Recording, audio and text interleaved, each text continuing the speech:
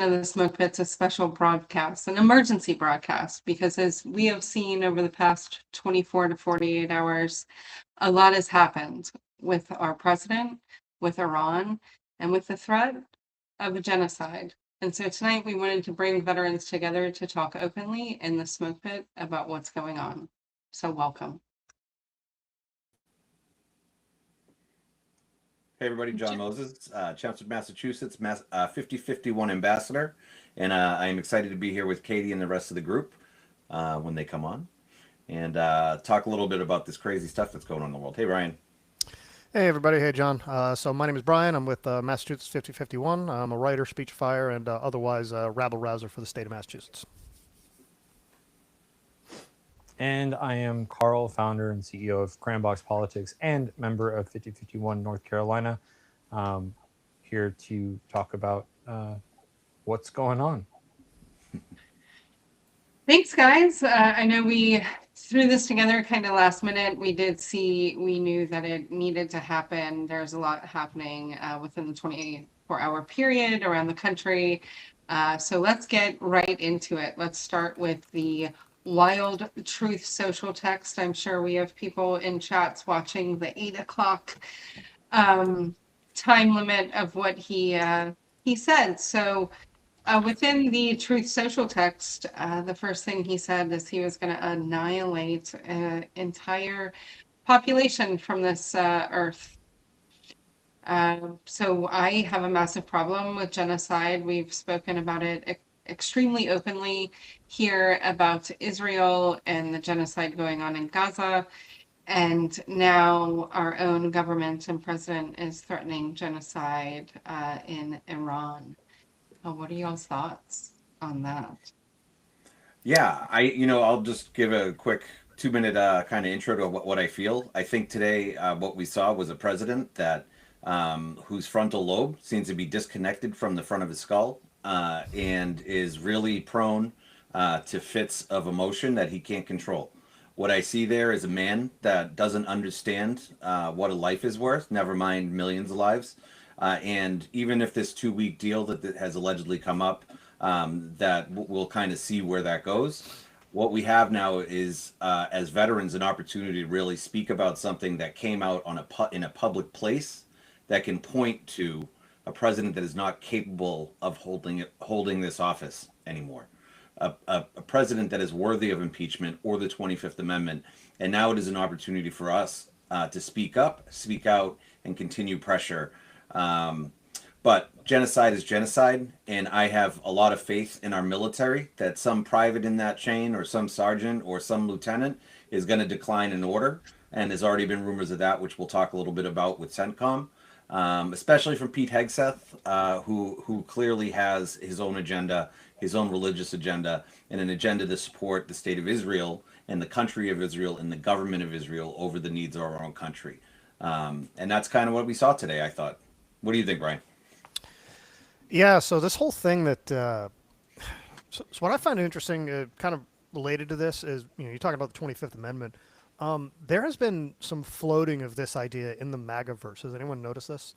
Yes. Candace Owens, I think Alex Jones came out today talking about the 25th Amendment. Like this war stuff has really spooked the MAGAs. It's kind of against their philosophy. They see this as kind of like a neocon thing. So it's a really interesting divide that is, again, potentially exploitable. I want to think about this like from the political side, like where's our angles of attack here?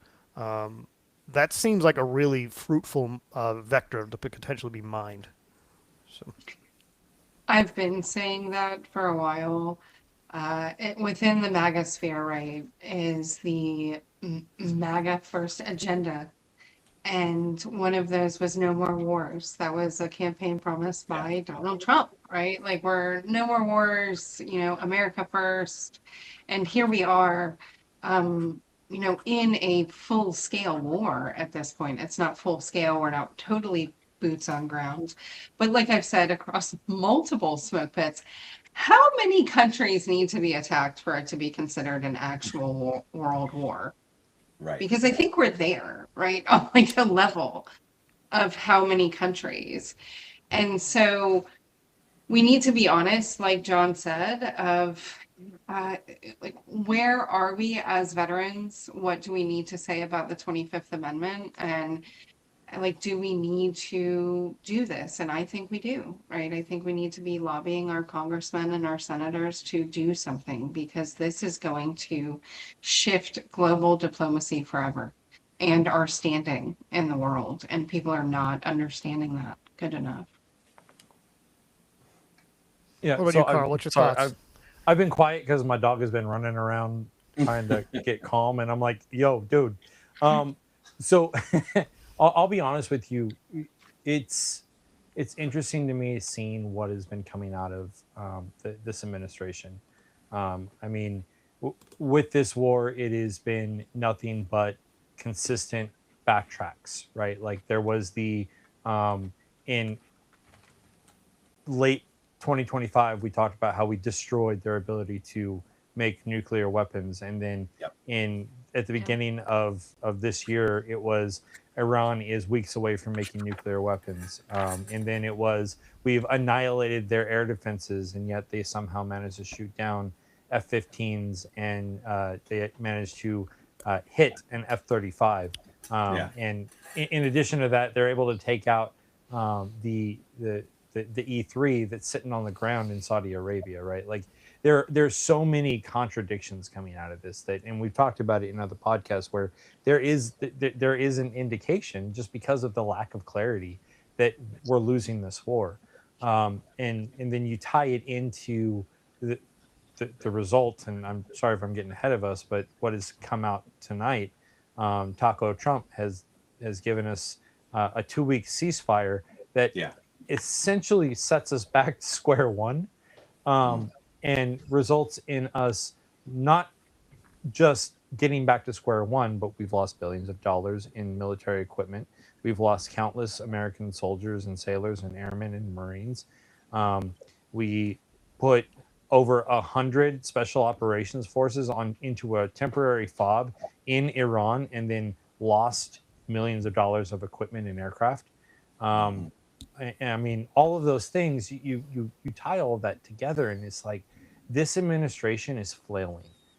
This Yeah. administration doesn't know what they're doing, and this administration lacks an understanding of leadership. Now, I'm not a medical professional, so I won't talk to the fact that Donald Trump seems like he's gone absolutely insane, or that he's having issues with dementia or whatever it is.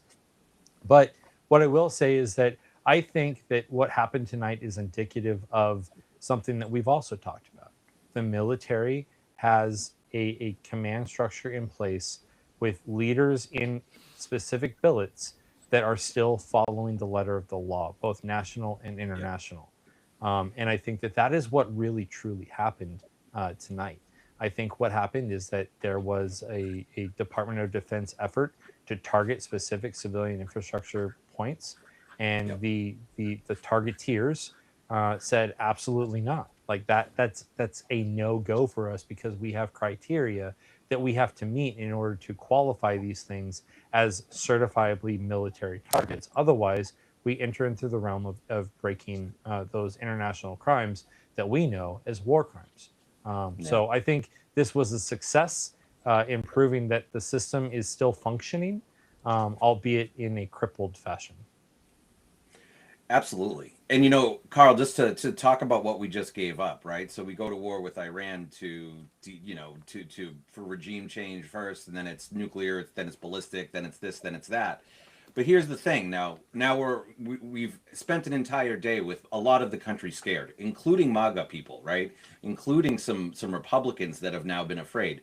But listen to where you said we went back to square one, and I would actually argue that we've gone backwards into the stone. Our policy is back in the Stone Age now. So just a couple of the things, right? So they want a permanent end to the war. They will not be attacked again. They want Israel to stop attacking in Lebanon. And do we really think that Israel is going to accept that, right? Because they're actually moving in to stay in the bottom third of Lebanon. All U.S. sanctions being removed from Iran. Opening the Strait of Hormuz and then getting that $2 million, which they would split with Oman, with the $1 million that goes to Iran going back into rebuilding their country.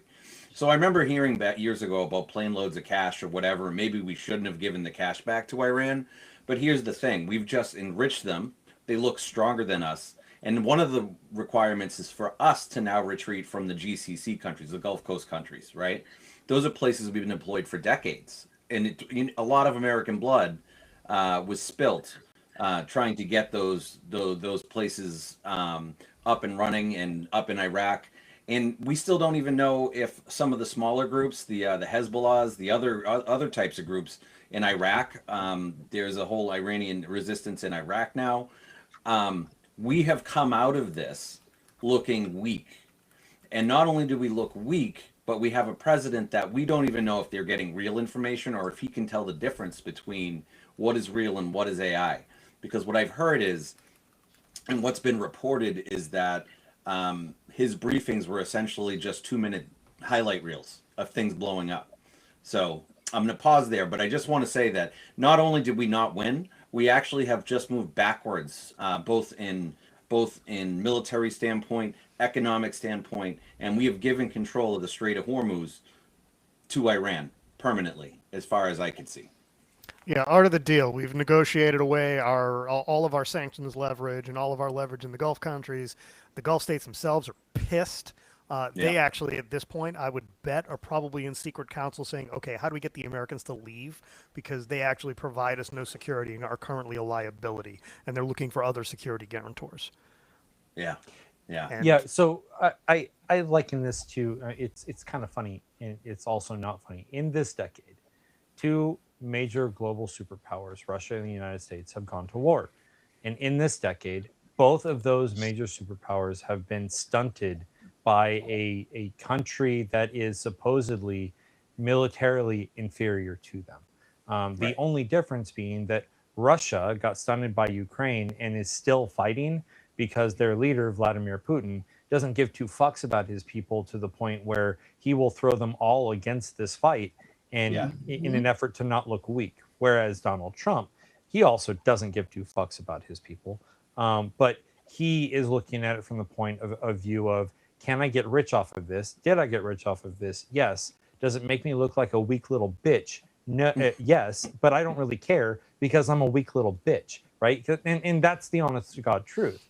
Donald Trump and this administration is full of weak little fucking babies that like Yeah. to talk a big talk. And then once they get their money, they don't care about anything else because it's not about whether or not they're the bully. It's not about whether they're the big bad people on the block. It's all about whether or not they can get rich. And that's what is going on right now. It's yeah, going to another be seen as the greatest grift in American history, Hmm. right? As we don't spend enough time talking about how much money the Trump family has made during this presidency.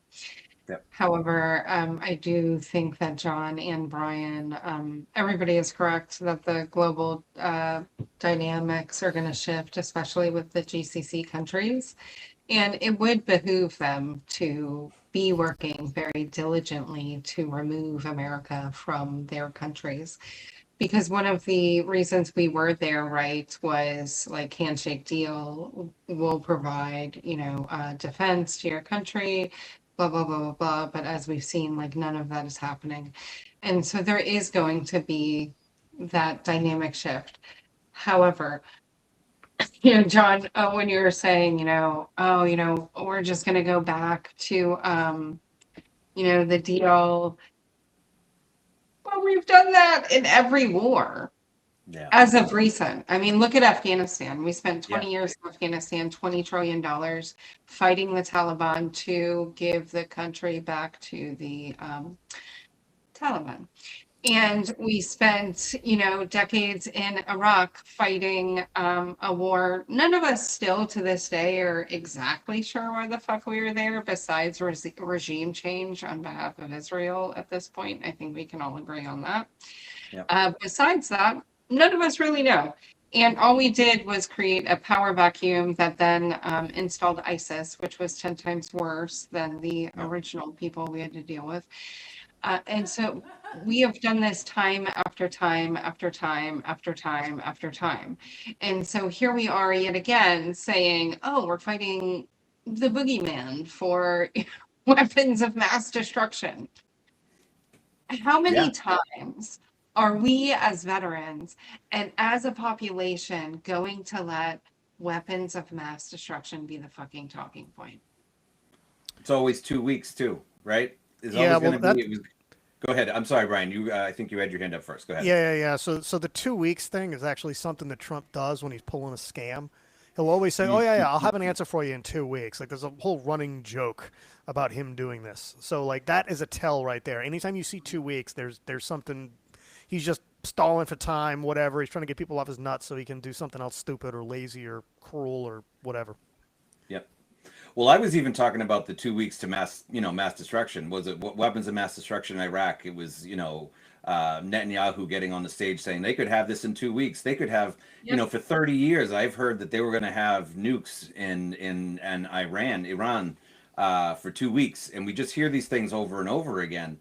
But I think more importantly is we are just adverse to having consequences to our own actions. I heard, oh, but they've been at war with us for 47 years. Okay, Bob, what happened 48 years ago? Because we are the people that changed the conditions, right? What happened in Iraq that caused ISIS? What happened in Afghanistan that caused it to collapse? And that was our own deal that we pulled out air support and just all of these things that we expect. And we have a real attitude about it as a country and as politicians, like, hey, we're upset, right? We're upset that they're upset. Well, maybe we should take a look inward and talk about we're really bad at this. We're really not good. It's like, the thief that got caught and goes to jail and, keeps getting caught 6 or 7 times. Maybe you should find a new job, buddy. But at the end of the day, these gaps we've left in leadership in all of these different countries has really adversely hurt us. And again, the 2 week argument has been there since I was 20 something years old, right? And it's just going to keep coming up. I think, Carl, you had your hand raised. Yeah, so I'm sharing this. This just happened while we were talking. Oh, Yeah. that's great. Yeah, so for everyone who is unable to see, Russia has issued, following the capitulation of the United States, Russia has issued a warning that they will use nuclear weapons in Ukraine within the next 48 hours in order to wipe Ukraine off the face of the earth. I wonder where they got that idea. I mean, it's like, look, here's the thing, right? What just happened is Trump telling the world that the United States is fucking weak, right? And going off of my discussion or my tirade earlier, where I called the president a fucking bitch, I think that what's going to happen next is that China is going to get ballsy. I don't think Russia's going to use nukes because I don't think that's in the Russian calculation. I think that the reason that they're bringing that up is in order to bring forth more effort to talk about ending that conflict. But what I think is really going to happen is that China is going to get ballsy and they're going to go after Taiwan because Russia is a paper tiger, the United States is a paper tiger, and all this left is China.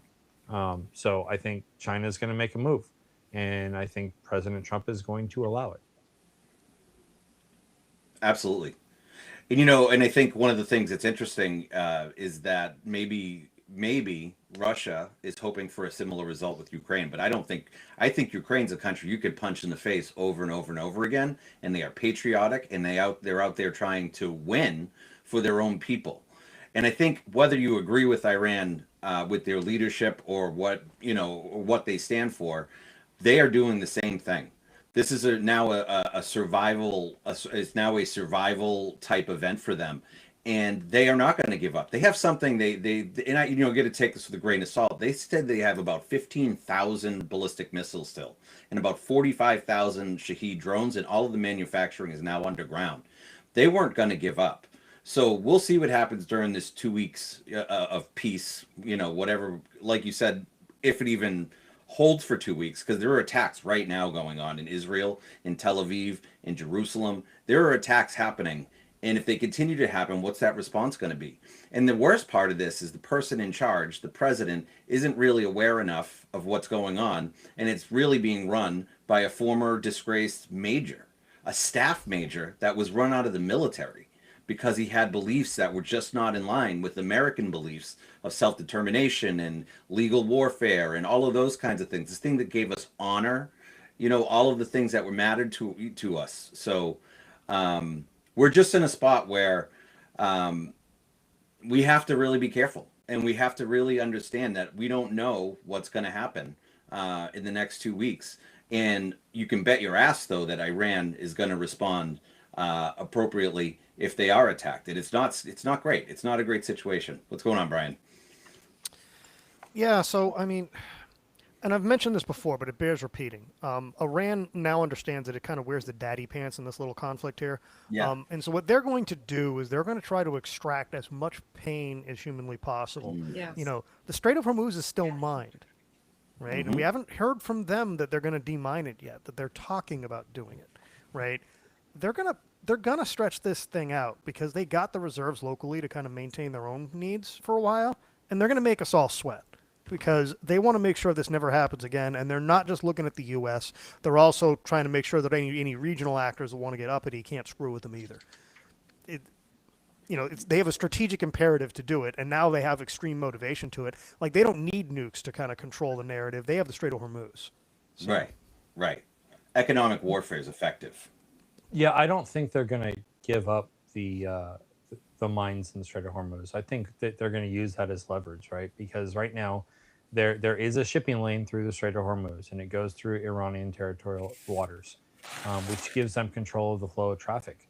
And with this new imposition of a $2 million per ship toll, what's going to happen is they're going to leave those mines there so they can continue to maintain positive control.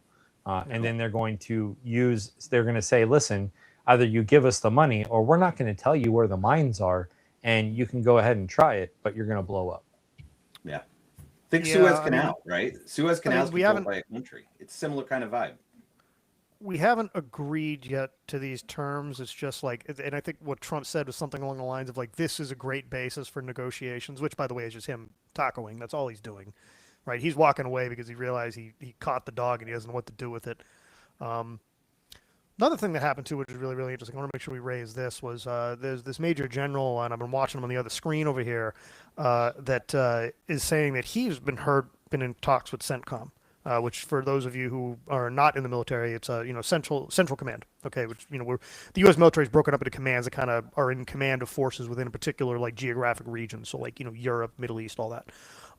So CENTCOM. And what he's saying is that CENTCOM fundamentally is refused to execute some set of orders.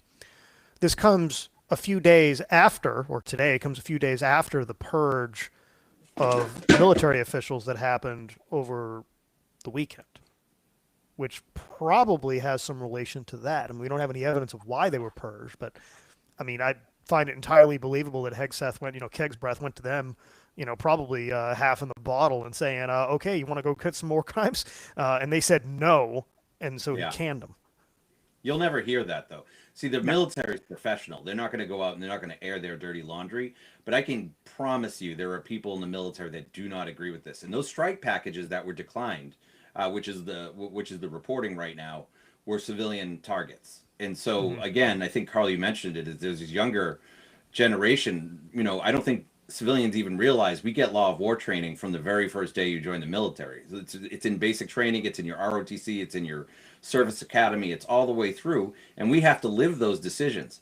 And I would like to clarify this for any civilians watching. It's not just illegal orders we're compelled to not follow. They're also immoral or unethical orders. So there's three standards that now, is it easy to decline an order? Because you're going to have to prove that it was any of those things.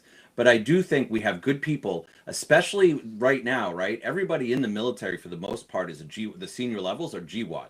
And GWAT had to learn these things the hard way. And we fell down a bunch of times. And it was people like Hegseth that we used to be worried about. When they get these crazy tattoos, and you be like, bro, you're not really, you want to be something else. You want to go out and fight and just kill indiscriminately. And that isn't what the United States should be about. And I know I'm kind of being a little bit high in my principles here, because we haven't really always accomplished that mission. But I think generally speaking, when you're talking about the common service member, they're trying to do the right thing. And I think Yeah. that's kind of what I hope our citizens and our neighbors will look at. Yeah, I mean, I go ahead, want to Katie. push back on that just a little bit. Uh, and the reason being is I want to throw this idea to you three and get your input on that. Is that like we we as veterans, we want to believe that people in the military like want to do the right thing, right? Like that is Yeah. inherently because we're the GWAT kids. We learned from Abu Ghraib and things of that nature that those things shouldn't happen, and you should probably report your battle buddy if they want to kill civilians, right? Is because it makes us all look bad. Okay, we all learned that, like you said, John the hard way as the GWAT era. And now, you know, my battle buddies are in senior non-commissioned officer roles Yeah. on active duty. However, I do worry with people that are joining now, right? Like Yeah. you see these recruitment videos that are going out of like lines of kids walking out of MEPS and, oh, you know, it's the next generation of soldier. At least our era, we were somewhat lied to about why we were joining. Like the homeland was attacked, Yeah. and we were doing it under the premise of patriotism, love of country. A lot of us were, not all of us. Some of us had financial reasons. Uh, but how do you justify the soldiers joining eyes wide open, knowing who they're serving under, knowing what they're committing to, and then still in the same breath be like, but they're trying to do the right thing? I don't fucking think so. I think that you have an extremist ideology that is allowed now, and you have a faction of society that was ousted and, you know, sock partied by all of us, you know, when they said stupid shit in formation, and we were like, hey man, you probably shouldn't say that. Mhm. But now we have an allowable justification of that ideology, right? And so I don't know. I'm not wholly sold on the idea, on the premise anymore that people are joining for the right reasons and that they're just going to do it for the right reason. I'm not sold on that anymore. I mean, I don't know if we have a ton of data about this, like kind of the ideological temperament of people going into the military fresh. But I do know that the kinds of people who authorize remote strike packages are generally going to be people who've been doing this for a decade. So, you know, Yeah. these are going to be folk who like joined like 2010. Mhm. You know, you could also think about like what happened in like the Wehrmacht, right? Where you had factions within the Wehrmacht was the German military during the Nazi era, and they were regular army that, and then the Nazis kind of took over, and the regular army had to execute their orders, and so at the beginning there was a lot of resistance in the Wehrmacht.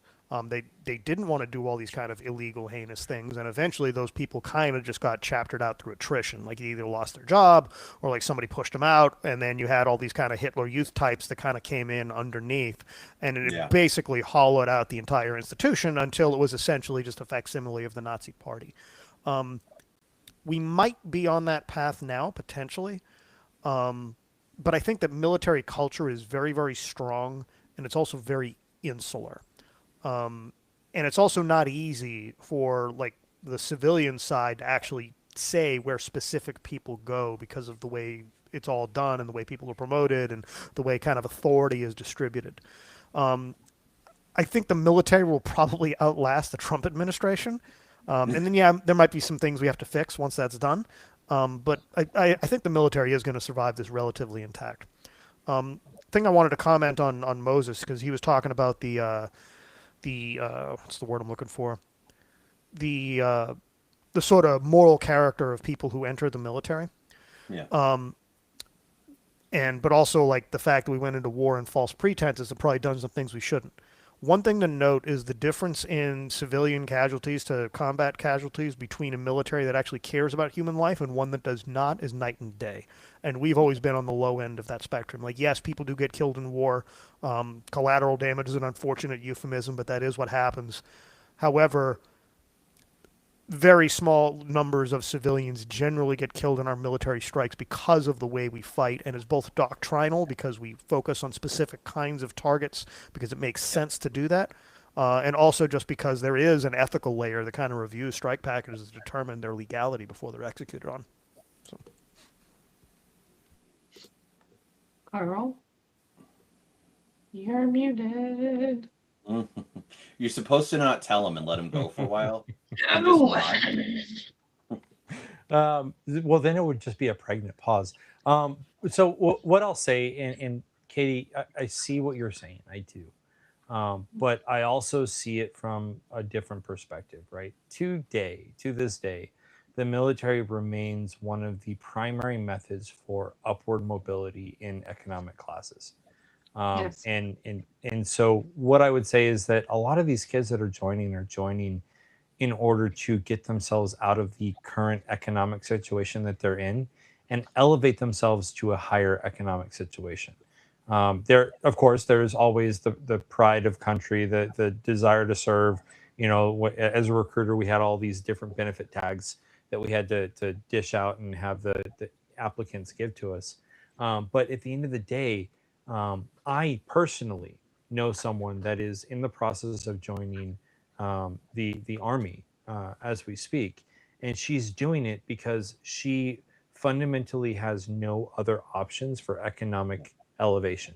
Like, she wants to better herself, and she knows that the military is the way to better herself. She does not agree with anything that this administration is doing, but she still understands that that's her only way up. And so she's grasping onto this and hoping that she can ride through the process and manage to get through it and take advantage of the benefits despite what this administration is doing. So I would say that that is indicative of the larger population. Do we still have the MAGAites that are joining? Absolutely. But I think that their time in the military is going to be very short lived, because they're going to get in and they're going to get beat in the head with rules of war and engagement and the way that escalation of force and all these things that we're supposed to do, that they're going to be like, yeah, this isn't what I signed up for, man, and they're going to get out, right? They're going to be little piss hands. So we are introducing the next group of shitbags, but I mean, we do that every year anyway, so. we Yeah. eventually- One advantage about these MAGA chuds is we know they're all like morons and fools and aren't able to do anything competently. So a lot of them actually just don't even make it. But then too, they'll do the thing where like I was in the military and they'll wear the gear and try to get the discounts, but they got dishonorably discharged. Like you see that a lot with a lot of these guys, especially the ones who are really roaring for a war. Like those are the guys didn't actually do the thing, right? Yeah. So I mean, like I joined. That's so common. I actually wanted to say that I really identify with your friend there, right? So I joined in '96. There wasn't a grand reason to join the military, except I wanted to get to the dentist, and I wanted, like I wanted stuff like that. I wanted to be able to get a paycheck and have a place to live, and like kind of wanted to be able to be independent and all those things. And then after 9/11, it changed for me. So I changed MOSs. I ended up deploying, and it became something bigger. I think a lot of younger kids, when they join, they don't really know why they're joining. Or, some people like me just spur of the moment. We're like, I'm going to do this, right? Like, why not? I have no other option. I'm not going to college. I do want to mention, I think, Katie, you said, maybe we're taking some of these into the military, but I actually really believe that crop of people are really going to places like ICE and the Border Patrol. I think those give a much more permissive type of environment. They can have the tattoos. You can have a Nazi tattoo on your neck, and you can still become an ICE agent and make a ton of money with 6 weeks of training. And I don't know who said this. I don't want to take credit for it, but somebody said it to me, or I read it somewhere. Essentially, it was ICE agents in Border Patrol. They're too dumb to be cops and too lazy to be soldiers, right? So it's easier for them to go in to do the things that they want to do. Because I'll tell you, if I was an E7, a GWAT veteran, and we get some private and he's got some shitty ideas, his life's going to be miserable. Like I'm going to be relentless to make sure he gets out of the army.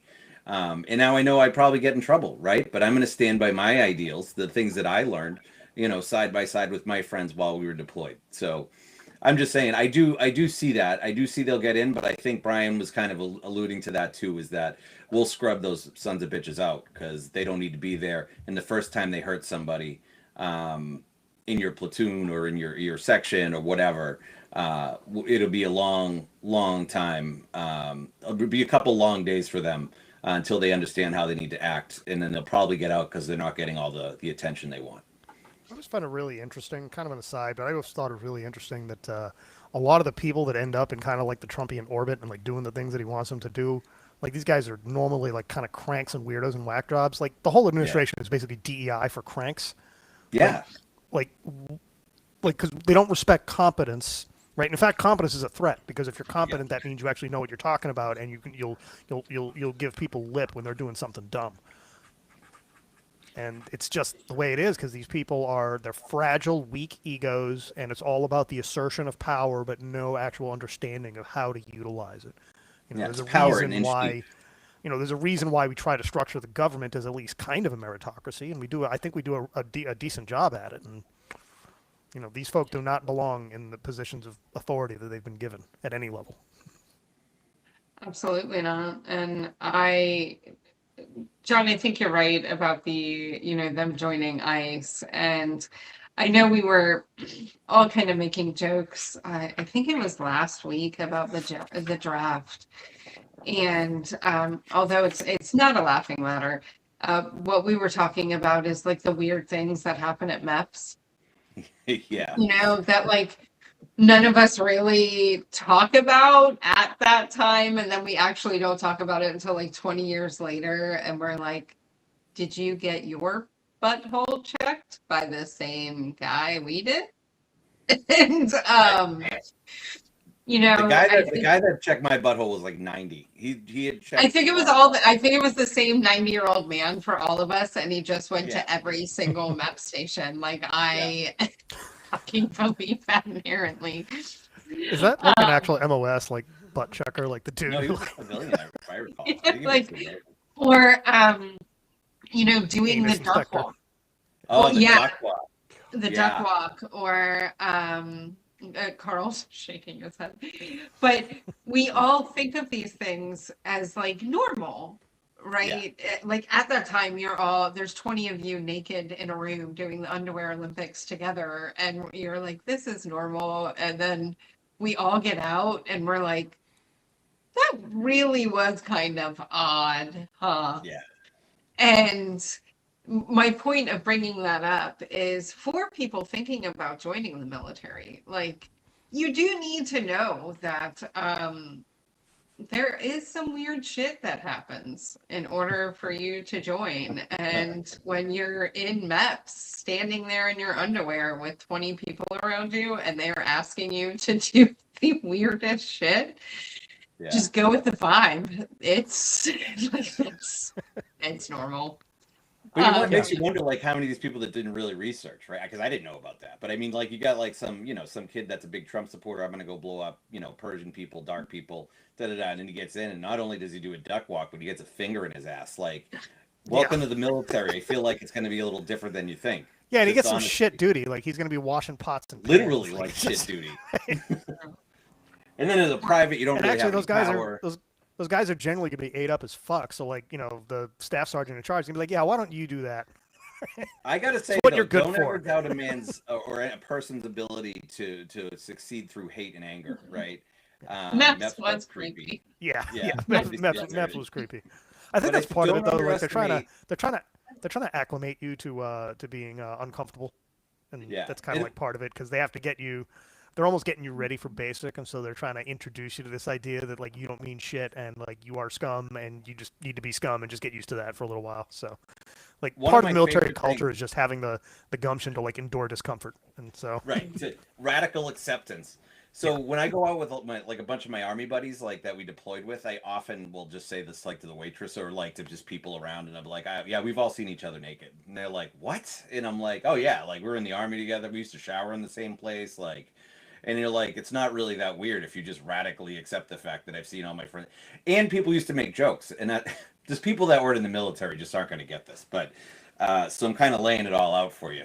Ha, that was a dad joke. But yeah, we used to like play jokes, we used to like laugh, and everybody just be butt naked, and it was just that's it. That's the radical acceptance of life in the military. Is you're just gonna see weird shit, and not not everybody looks good naked either. You know, some are less attractive than others. Let's put it that way. Yeah, But and I I mean, so I was Katie. I was shaking my head because of the duck walk. It had gotten brought up a while back, a couple weeks ago, and I, in my infinite wisdom, decided that I wanted to try and prove that I could still do it. Oh no. I got down in the squat, snap, crackle, pop, and there was no movement after that. Yeah. So it just wasn't happening.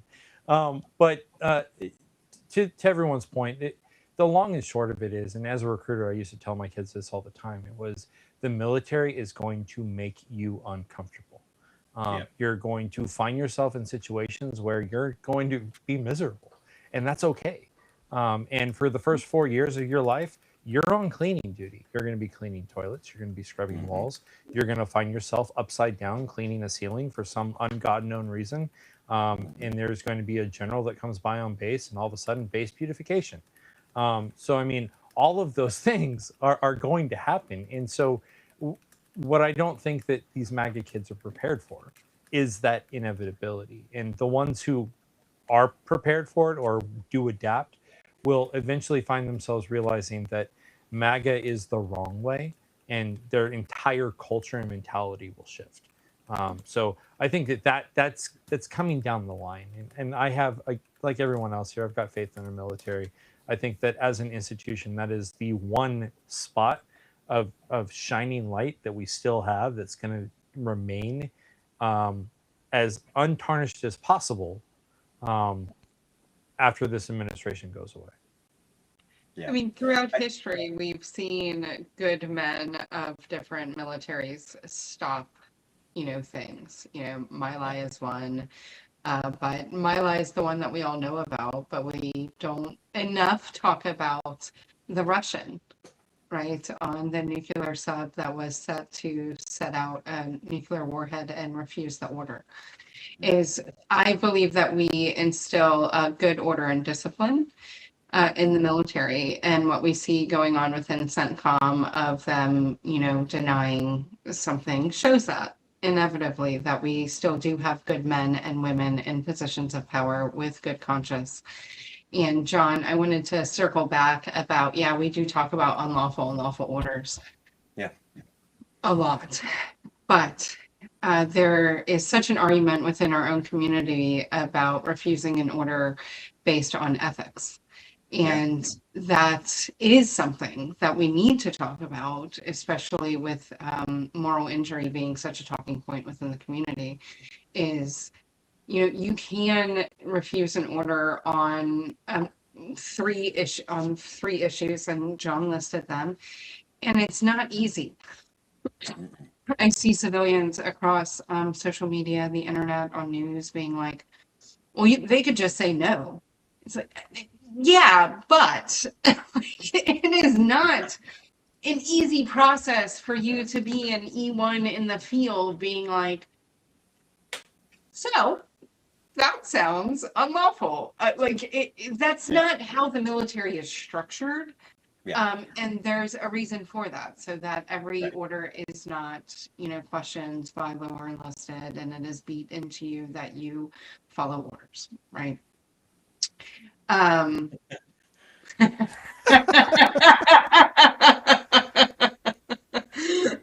Yeah, good palate cleanser for a nuclear war scare, as we can talk about. I creepy will nexus. say, Chris, in being in a room full of females doing it, we all did kind of give each other a glance of is this normal? Yeah. But That's where I found out I was flat-footed. They were like, I managed to get in. Every time I hear somebody like, I would have joined the military, but I had a shoulder thing. I was flat-footed and had scoliosis. I just had to talk them into taking me, right? And this is 96. This wasn't a big recruitment time. But yeah, it was a little, the duck walk is legit. I actually know Chris personally. Chris and I deployed together, so I know who that is. Well, I might have seen him in the shower, maybe. But I just want to reflect back, because I think that was an important discussion. But balloon knot inspection, yes. I don't Mm. normally do this on the first date. They don't like that. And Chris does do that on the first date. But I think, like you said, though, our role in the military is execute, execute, execute, Yes. right? And so we're there to fight. But that's why you have a strong NCO Corps in the United States Army, which is something the Yes. Russians don't have, right? So Yes. when Joe Snuffy is going out and about to do something, if he thinks it's illegal, he's going to look at his NCO and be like, "Should I be doing this?" And then the NCO is going to know the regs and da da da da. Da. And if that NCO agrees, he's really no longer in a position to get in trouble if he doesn't believe he's following an illegal order. But these rank structures exist for a reason, all the way up to the commander, where, and then there's legal side, right? So then you go battalion, and then you go brigade, and you have legal resources to understand what's legal.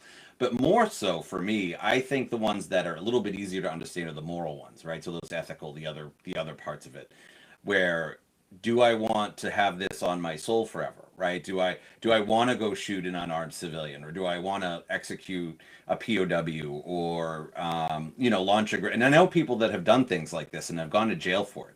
And a lot of people don't realize there's actually a special cemetery in Normandy for people that committed crimes of like rape or murder, of even of Germans, right? Even of the bad guys, right? They did bad things to bad people, and they're not honored, right? They don't have flags on their graves, and you can't just go visit it. It's behind the building, in its own little safe space, where it's not exposed to the rest, because they're dishonored, right? And so a lot of the times, I think those choices come down: do I feel honorable about it? Do my values match with that? But the group think is real, and it is really difficult. It's more difficult than people think. It is. And I was sitting here thinking about when you were talking about the NCO Corps, right? Because I got out as a staff sergeant, which is an E6 NCO. The NCO Creed. Yeah. Do not ask me to say the NCO Creed without warning, please. I was actually sitting here researching it because of my TBI to make sure that I had the first paragraph right.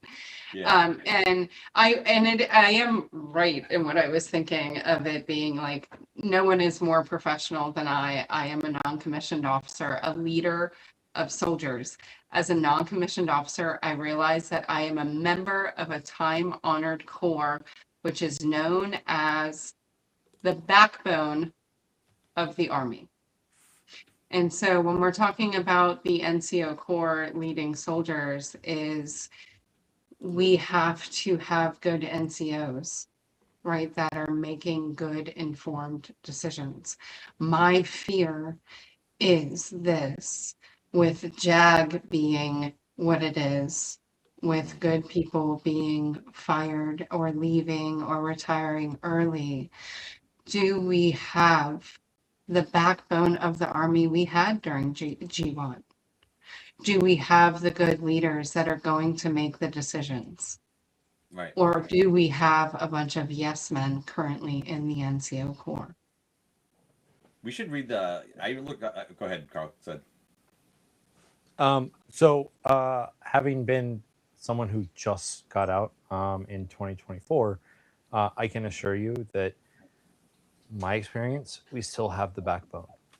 We still have those NCOs who have been trained by us GWAT service members, those of us who are in leadership roles that have said, this is the way that things are supposed to go, and this is the way things are supposed to be done. So I do think and honestly believe that the backbone is still there. Now, will it be there in 4 years? I don't know, but I won't be in or have the expertise to be able to say yes or no. But right now, I think that it's still there and it's still strong. Yeah. I mean, the NCO code, too, because of the way it's promoted, is very insulated from political pressure. The officer corps is a little more exposed to political pressure. And I mean like external, like civilian political pressure, like the civilian control levels. The Pentagon isn't going to decide like which NCO gets promoted. They're going to set a point level, and each unit is going to kind of send its people, and you're going to go to a board and get promoted based on merit, or whatever they measure as merit. I do think, especially at like the staff level, the flag officer level, like that is what worries me. Like things like the purges, because when you're doing a purge, what you're not only just removing your most, like, think of it this way: you got 100 people in a room, 10 of them are going to be slightly better leaders than all the rest, and those people are going to get catapulted all above. If you get rid of those people, now you're going through the second tier of leaders and then the third tier of leaders. And, you know, out of every 100 people, there's going to be one shithead. And then you try and find that shithead and you try to put him in the evil place that you want to put him to do the bad thing. Right. And that's what I worry about, is they're going to basically systematically kind of chomp through the staff officers until they can find one that will be pliant. Right. And you only need one to commit a war crime. That's right. That's right. Now, the thing is I think a lot of people don't realize, too, that they're going to be responsible after. So, you know, to anybody that is watching that may be part of the administration or maybe in the service right now, we're watching, right? And I'm not just us, right? But the world is watching. And so if you do something and it gets on the news, you might get away with it for a while. You might even get away with it till you're 90, but there eventually justice will find you, whether it's through the Grim Reaper or, you know, a police knocking at your door in your nursing home, but it will come. And I think that's a thing that is really important. I did want to do one thing, though, because we brought it up. I want to read the second paragraph of the NCO Creed while we're here. Oh, confidence is my watchword. Yeah. I know. I had to look it up, too, because it's been a minute. I'll tell you a military thing that drove me crazy was I always wanted my soldiers to be, like, warned. There was an NCO Creed call coming because I wanted to make sure, because it would always start off really strong, and then by the second paragraph, like, it would fade. And then, and so I had a thing where I'd be like, just tell me so I could practice with everybody to make sure. But again, for viewers that may not be military, you heard the first one, the no one is more professional. The second part of the NCO Creed, starting with the letter C, is competence is my watchword. My two basic responsibilities will always be uppermost in my mind: accomplishment of my mission and the welfare of my soldiers. I will strive to remain technically and tactically proficient. I am aware of my role as a non-commissioned officer. I will fulfill my responsibilities inherent in that role. All soldiers are entitled to outstanding leadership. I will provide that leadership. I know my soldiers, and I will always place their needs above my own. I will communicate consistently with my soldiers and never leave them uninformed. I will be fair and impartial when recommending both rewards and punishment. And that's a really powerful paragraph about what your role as an NCO is, right? It's who am I, and all of these people come before me, right? In the sense that I eat last, right?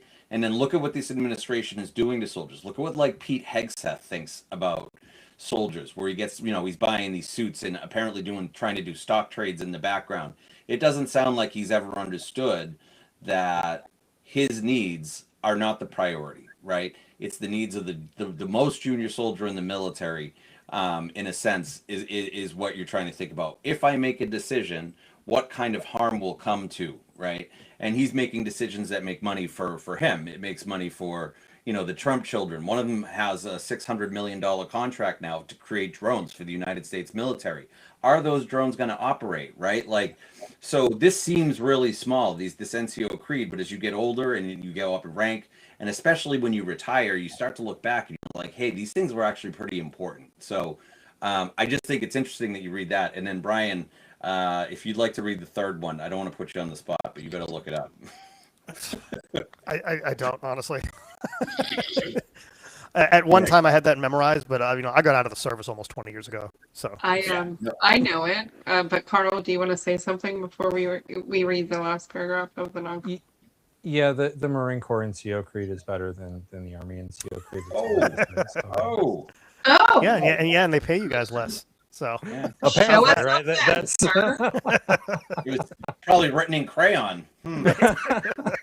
So, God, I wish Logan was on here because really, like, shitting on Marines is okay, but I really like shitting on the Navy. That's like my favorite branch to hate on. So, and he's the only you know Navy who we guy just I know, like forget exists, and none of us talk about? The Space Force. Yeah.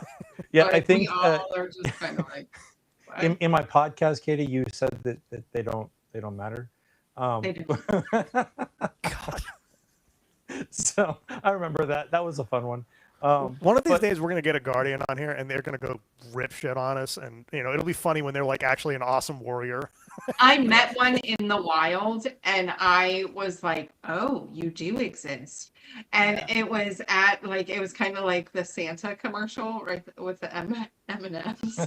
Is I was at a Veterans Day parade and I saw someone with a Space Force shirt and I was like, oh, they do exist. They're like the new And uniforms. I have overexcitability. And so I like stopped them. I was like, are you real? Like, are you really one of those people?" And they probably thought I there was problems with me because then I asked a bunch of questions. But I do know somebody I personally served with that went chief warrant officer when it opened up for the Chem Corps. And then they transferred from chief warrant officer of the Chem Corps to Space Force, from Army to Space Force. So I'm sure they're super competent. I don't think you stand up a force. I gotta say, their dress uniforms are hideous, though. Absolutely hideous. Have you seen them? I'm gonna look up a picture and share it here in a second. But I feel like we they're just lost so much opportunity with them to like name them something cool, or like it was just like Well, you a know why? missed Because it's opportunity. because it's a Trump branding exercise. Like all of the functions they did were just shit that the Air Force did, and they said, "Oh, we need a special branch for space now," and it's like we probably didn't, and they created it so that Trump could say he made a branch of the military, and Where's that share button? it's Well, I mean, to be fair, the Air Force originally did what the Army used to do with their Army Air sure Corps. the Army Air Corps, but I mean, I mean, so it's in a budding state. I'm curious about what the Chem Corps is required. that's not too bad. That's not really too bad. not bad. Look at the pants, though. It's got a front bum. Oh, yikes. Yeah, that I mean Maybe that they're that just could badly be fit. improved. Like And just in this picture specifically, they're now standing this guy in between is in the second ugliest uniform, which was the first until Space Force. So Yeah, the Air Force uniform is very 60s. It's Yeah. very Men's Warehouse. Didn't buy it to fit. Didn't do anything with it. Just kind of threw it on and said, "Hey, here we go." Yeah, Yeah. That looks like a chef jacket. I'm very confused. it does look like a chef jacket. I feel like they just took Donnie's pants and put them on these poor people and are like, you get a front bum, you get a front bum, everybody in spaceport get the front bum. I mean, but without being like, hey, women uniforms, they historically, nothing in the military is designed for women. So No, I agree with you. I bet that thing doesn't even have pockets. Those jerks. They no, you're right. They actually are right. And one of the things that we never really got right, even during the GY years, was like pregnancy uniforms. Like women couldn't they're get a pregnancy hideous. uniform for a long time, and it was uniforms are like a thing, and you had the shirt that you had to kind of eyeball where everything went because there was no like seams to like line things up on. Yeah, women have a whole different challenges, plus the hair, and then well, in the Air Force they get to wear earrings and stuff. I don't know if they've changed that back, but you couldn't wear like non-natural color. Oh yeah, you still can't do that. The bigger problem actually that's come out in the last I think it's like 7 years, and Steph would know a lot more about this because she was following it for a while. Is the body carrier like plates and stuff was causing high rates of breast cancer in women. Oh, Jesus. really, Uh, because of like because the they pressure, or like Yes, because it's all like fit for men, and it's not for women. There was a whole series done by women in uniform about 5 years ago of all the breast cancer. It's like a stupid wow. high rate of breast cancer I'm in not women. laughing at breast cancer. Somebody made a comment, just that one. Yeah, you had to like seal yourself into those things. They were crazy. Yeah. Yeah, but do you remember when they came out with the pull ones, Yeah. like the cords, and then like running around as an NCO having to scream relentlessly at younger enlisted to stop fucking pulling the cords, like Oh, stop doing that on each other at like ranges and So I mean, random the body training. armor thing. This interests me sort of in like a I don't know, just because it's a little funny kind of way. Like, do we need to like start making like boob plate? Like, do we need to do that? So like actually have like boobs like on the plate. which is You like the order your thing. It's like the plates with a video cup game trope, size? like boo plate. Everybody hates it, but maybe that's actually the right way to do armor for women. You get like a B cup boob plate. That was hard to say, actually. That was a lot of There words. was, so believe it or not, there was a female in my basic. I went to Fort Leonard Wood. I was Alpha Company 210.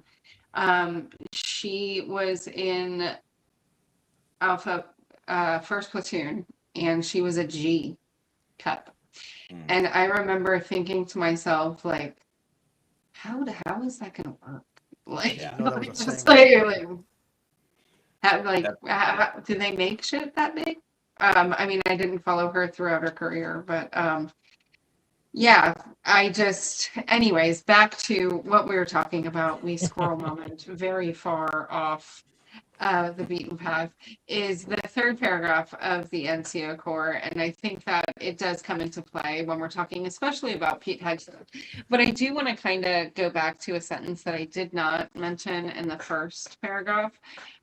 Is I will not use my greater position to attain pleasure, profit, or personal safety. And we see that happening not only with Pete Hegseth, right? He was an NCO. We see it happening with people like Lindsey Graham, Lindsey Graham was also in the military, and people don't should know say better. that enough. Is he is a veteran. He was a JAG officer, and the ideas that he espouses are antithetical to the belief system of JAG. Yeah. And so for him to go across that, and then the third paragraph of the NCO creed is officers of my unit will have maximum time to accomplish their duties. They will not have to accomplish mine. I will earn their respect and confidence as well as that of my soldiers. I will be loyal to those with whom I serve, seniors, peers, and subordinates alike. I will exercise initiative by taking appropriate action in the absence of orders. I will not compromise my integrity nor my moral courage. I will not forget, nor will I allow my comrades to forget that we are professionals, non-commissioned officers, leaders. Leaders! You got to yell the leaders part. Leaders! Leaders! But I think one of the most important lines as I was thinking about this today, about the NCO Creed, is like, I will exercise initiative by taking appropriate action in the absence of orders. Yes. Is that empowers non-commissioned officers to always do the right thing. Yeah. Yeah. And to do it willingly, right? And to be thoughtful about it, because you never know in the military when you're going to get an order or not receive an order, right? And have to make a decision. Like, you end up in a country, your officer gets killed, right? Something, or gets maimed or wounded. I think that's a really good point. I think that's something that people don't realize about the NCO Corps and what it's like to be in the military, especially in those senior ranks, right? Where you're incredibly proficient and you've proved that you're, technically and tactically competent and all those things. That could come up, and that's a really poignant thought looking back on it, like how much trust they give NCOs in the United States military. Well, we haven't done battlefield promotion since World War II. That's right. But that, we have to draw from history because that's how the military works, and that's how it continually works. And we've all talked about the military surviving after the Trump administration because the institution itself has been set up for survival. And So one that's of the the question. things Sorry, that go ahead. I wanted to draw on is battlefield promotions and the NCO Creed and how that ties together. Is during World War II, we did do battlefield promotions where your officer was killed, your XO was killed, everybody was killed, and then your lonely PFC became your first sergeant. And it happened all the time during that period. And now it doesn't. I mean, a four-star general does have the ability to promote someone on the spot. I've seen it happen. It's wild. It doesn't happen often, but it does. in theater in like this, right, where we are hearing of our bases across the region being decimated, where Yeah. we are hearing scattered forces, where we are hearing pockets of forces being secluded places. You know, I am saying all of this to make people hear. If Yeah. you are active duty and you are in this situation or you find yourself in this situation, draw strength from those that have gone before you that have made these decisions based on the NCO creed, based on the soldier's creed. Like there are reasons why it's indoctrinated and drilled into you when you parrot it, because you do think of these things, right? Like they do come back in weird moments of Yeah. like, oh yeah, that makes sense. And to people that are in right now, whatever service you're in, you're carrying the weight now. You're carrying the weight of integrity. You're carrying the of loyalty, of honor, of duty, of all of the things that people carried before you in generations before us. And I think before we even came on, we talked about so we're part of this process. The retirees and the people that have gotten out and are still doing work out here. Think back to Vietnam when you had, these Vietnam protesters, these post-war Vietnam protesters. I wear my jacket when I protest because I think it's important for people to understand you're not going to call me, you're not going to say you're not patriotic enough, right? You can say that to some people, and maybe you believe it or not, which I don't. But I'm going to wear my jacket. And I'm going to show you. It goes back to the World War One, the bonus army, right? That came out of World War One, and they made promises to those soldiers. The most revered generation has always been the World War II generation. And a lot of those people, the silent generation and the boomer generation, are now the ones that are leaders that are putting these people in positions, these soldiers. So I guess what I'm saying is know your oath, understand your values, understand what the creed means, and don't just make it a word that you have to memorize, right? Make it. I believed in living the NCO creed as opposed to memorizing it, and I think that is probably the best way I can describe it. Anybody can recite something and be performative, but to actually go out and say, "Hey, I haven't eaten in a day and a half, but neither of my soldiers and I have enough food for 3 people. They're going to eat before I do, right? And the lowest ranking person's going to eat first." I know that seems so small, but it's a real reflection on on a real leadership trait that's important. And I'll stop with this part, but I did want to say in that third paragraph, the thing I think is most important for all of those people, I will not compromise my integrity. Right? It's not talking about the Army's integrity. It's not talking about your friend's integrity or officers or the president's, your integrity, right? You're still a human being, and nor my moral courage. Your moral courage is important, and your service is important, and to carry that torch is a real honor. And I hope the people that, if they ever do get put in a position where Pete Hegseth asks for your phone number or gives you a card or says, hey, if you have any problems, call me directly, you better understand that if you do that, right, you're going to lose trust of the people around you because there's a way this all works. And yeah, I just think I think that I'm actually really glad we did the NCO creed. That's the first time I've read that in quite some time. I think it's always a good reminder. The reason it got me thinking is, if Rory's watching, I saw Hannah is. We interviewed a candidate for governor of Michigan, the guy, Spaceman, or whatever the fuck his name is. It went awry. Um, he today on TikTok actually read the Soldier's Creed in uniform. It was weird, very performative, and it made me chuckle. However, um, like, as he was reading it, I like actually listened to the Soldier's Creed and was like, man. And then it got me thinking about the NCO Creed and how important these time-honored traditions are to keep our institution alive, to keep the integrity alive, right? I tell people all the time the 7 values of the Army, right? Um, oh, thanks. Actually, we'll do the values. Yeah, is the Army values, right? The leadership acronym. And Carl, fuck you. I don't know why you're laughing, but fuck you. He's laughing at the chat, but I also Oh, appreciate okay. that I'm we're not even propagandizing this Marine over here Spaceman. with Yeah, Army shit. Spaceman. Oh god. Well, I'm also the only Marine in this group, and like you're talking about Marine Corps leadership, or excuse me, Army leadership stuff, and I want to bring up Marine Corps leadership stuff, but I also don't want to make a pissing contest because some of your things align with us, some of your things Yeah. don't. I mean, the words are different. That's why I kind of made the comment of that. The Marine Corps stuff is better because that's as far as I'll go with it. I did not realize that we'd be talking about the creeds and the values. It wasn't a plan. It was just like it kind of went there just because we were talking about Pete Hegseth and lack of leadership. Yeah, And and he was definitely an army shit. So like he Right. was one of those majors, right? So right. at least he wasn't a Marine, bro. Because if it was Pete Hegseth, the Marine, I feel like we wouldn't want to. I mean, it's so hard because we all expect so much of former soldiers, Marines, sailors, whatever, right?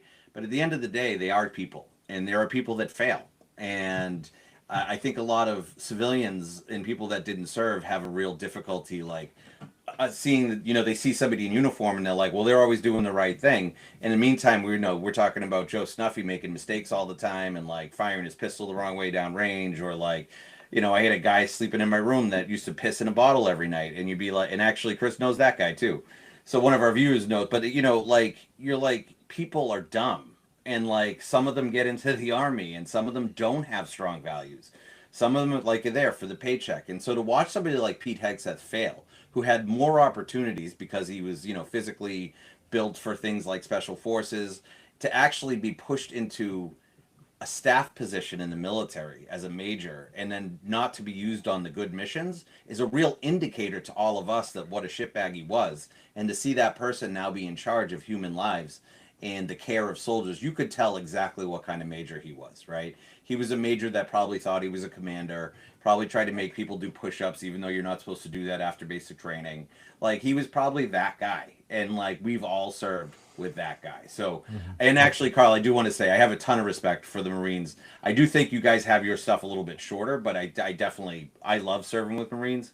I served with Marines in Afghanistan. I don't think I mentioned I was stationed on an embassy, so I got to serve with the embassy guards, which they were incredible. In the gunny, they had one gunny, and the dude was dope. But it was, I think generally speaking, there's a reflection in all of the different services that all of these things matter, like duty, respect, loyalty, selfless service, honor, all that kind of stuff. So, I mean, if you want to bring up your oath, you go for it, my friend. No. I'm not going to do that because again, I don't want this to turn into that. But we do have our own black eye, which is JD Vance, right? Like JD Vance is not the stellar example of what a Marine is or should be. So Pillsbury Doughboy was a Marine. I didn't know it that. it is very unfortunate that this administration seems to have attracted all the shitbags from all the services, which is fun. They let you use eyeliner in the Marines? If you tattoo it on. If you tattoo it on. I'm Imagine salty that tonight. I hate picture these too, people. right? Now, see, this is the thing, though. I have less forgiveness for people that serve, right? Oh, JD yeah, Vance fuck should them. know better. Pete Hegseth should know better. He should know the cost. He probably lost friends in GWAT, during GWAT, and we could probably go look this up. Or, Well, I mean, Pete losing Hegseth, soldiers. right? Like, Hegseth Yeah, is we're just... talking about Hegseth. Yeah, Well, he's a particularly rancid character, and I've brought this up before, but it's worth repeating, okay? This is a guy that had an op-ed put out by his mother that said that he was unfit for office because he has been credibly accused of beating women and because he's an asshole. Yeah. His mother did that. If you are the And kind of sexual person where your assault. mother condemns you in a national publication, you should be nowhere near that level of power. He is not trained for it. He doesn't understand it. He has these, fanatical, like, far-right Christian fantasies. Do you guys remember there was an article by Jonathan Larson in the Substack recently about this, where the Military Freedom Foundation, Military Religious Freedom Foundation, put out like a bolo that said there was like 200 complaints from NCOs about people in command using this rhetoric that was like, apocalyptic, like, we're going to create the rapture type shit. Yeah. This was coming out of like some middle level officers, right? Where are they getting that nonsense? They're getting it from Hegseth because he's broadcasting this shit down because he's looking for the yes men. And this is how he's going to test whether those people are yes men. Is you say, okay, I'm going to say something insane, and then these people who agree with me are going to broadcast that out. And now I know who my allies are. Conscientious objectors have been has gone up significantly. And Yeah. by the way, if you're serving and people happen to see it, that is a route you can object to these kinds of things. He knows better, and so he's got his own. That's the problem. He doesn't have an American interest in this war. He has some kind of not interesting. Yeah, well, Some it's a like a religious interest. I Yeah, mean, they and think like so. I'm Catholic, and they had a Protestant service on Easter, but no. I don't know if you read about this, but there was no Catholic service. There's no other services like essentially were allowed. And so I want you to think about an inclusive army that includes Catholics from the Northeast, right? I grew up outside of Boston, like, and I just pulled my accent right out of my ass to prove it. But like, that's one of the things they're bringing into it, and one of the things we did a really good job of was like leaving the religion bullshit. The not always, but like we tried to leave the religion bullshit out. All the stuff we used to think about, either you were competent or you weren't. And I believe in seeing people for who they are. I don't believe in I only see green thing, but I definitely believe that people are going to do the best they can, and it doesn't matter if they're a man or a woman or an other person, like somebody that might be trans or black or Puerto Rican or whatever. It's just the service, and you are competent or you are not. And Hegseth was not competent. So Yeah. I wanted to comment on Rory's comment in the thread here about Hillbilly Elegy. So was Hegseth in Hillbilly Elegy? No, he's using Hillbilly Elegy to talk about like mothers and like according to that okay. definition of what a mother is, she was his. His I mother get what was he's a saying. bad Yeah. mother. Okay, I mean, Yeah. honestly, the way he came out, I'd believe it, but it still doesn't matter because, like, what kind of person do you need to be for your mother to put out an op-ed against you? And then, of course, you still have the credible accusations of rape, and that they're credible. There's all these stories around him. Then there's the drinking. There's like the Das Volt tattoo, which is basically, and this gets back to the messaging we were talking about earlier, where he's like this messaging that he pushed through the journalist Larson picked up on, like he's a fanatic, and he has a very, very specific fanatical belief where he believes like the last battle is going to happen in the Middle East. And now they're engaged in what could be the precursor to the last battle by playing this dick game, this dick and fart game with Iran. Like, this is what we're contending with here. Like, these people are insane. I think one of the bigger things about Hegseth, Nick, hi Nick, made a comment on Carl. Can you throw that up, because I want to kind of explain something to people watching that don't understand about Which the one? military. The National Guard and Yeah, the Army? National Guard one. I disagree with that comment, by the way, but go ahead. Right. Yeah. So for people watching, yes, like he was National Guard. However, the way the military works is that it's the Army National Guard. All of us go to the same basic and AIT, but the way it is framed for the general public to understand it is that Pete Hegseth was in the Army. And as veterans, there is a hierarchy of status, even though we all don't like to talk about it and we all talk shit and make fun of each other. Like, we all see each other as like a hierarchical status, and everybody's going to say it different. But in like my mind, Marines, they're at the top of the totem pole for most of us, and then Army, and then like I know everybody's going to have a different totem pole. But in this totem pole, we will all agree, out of active duty services, Guard, blah, blah, blah, blah, blah, National Guard is at the bottom.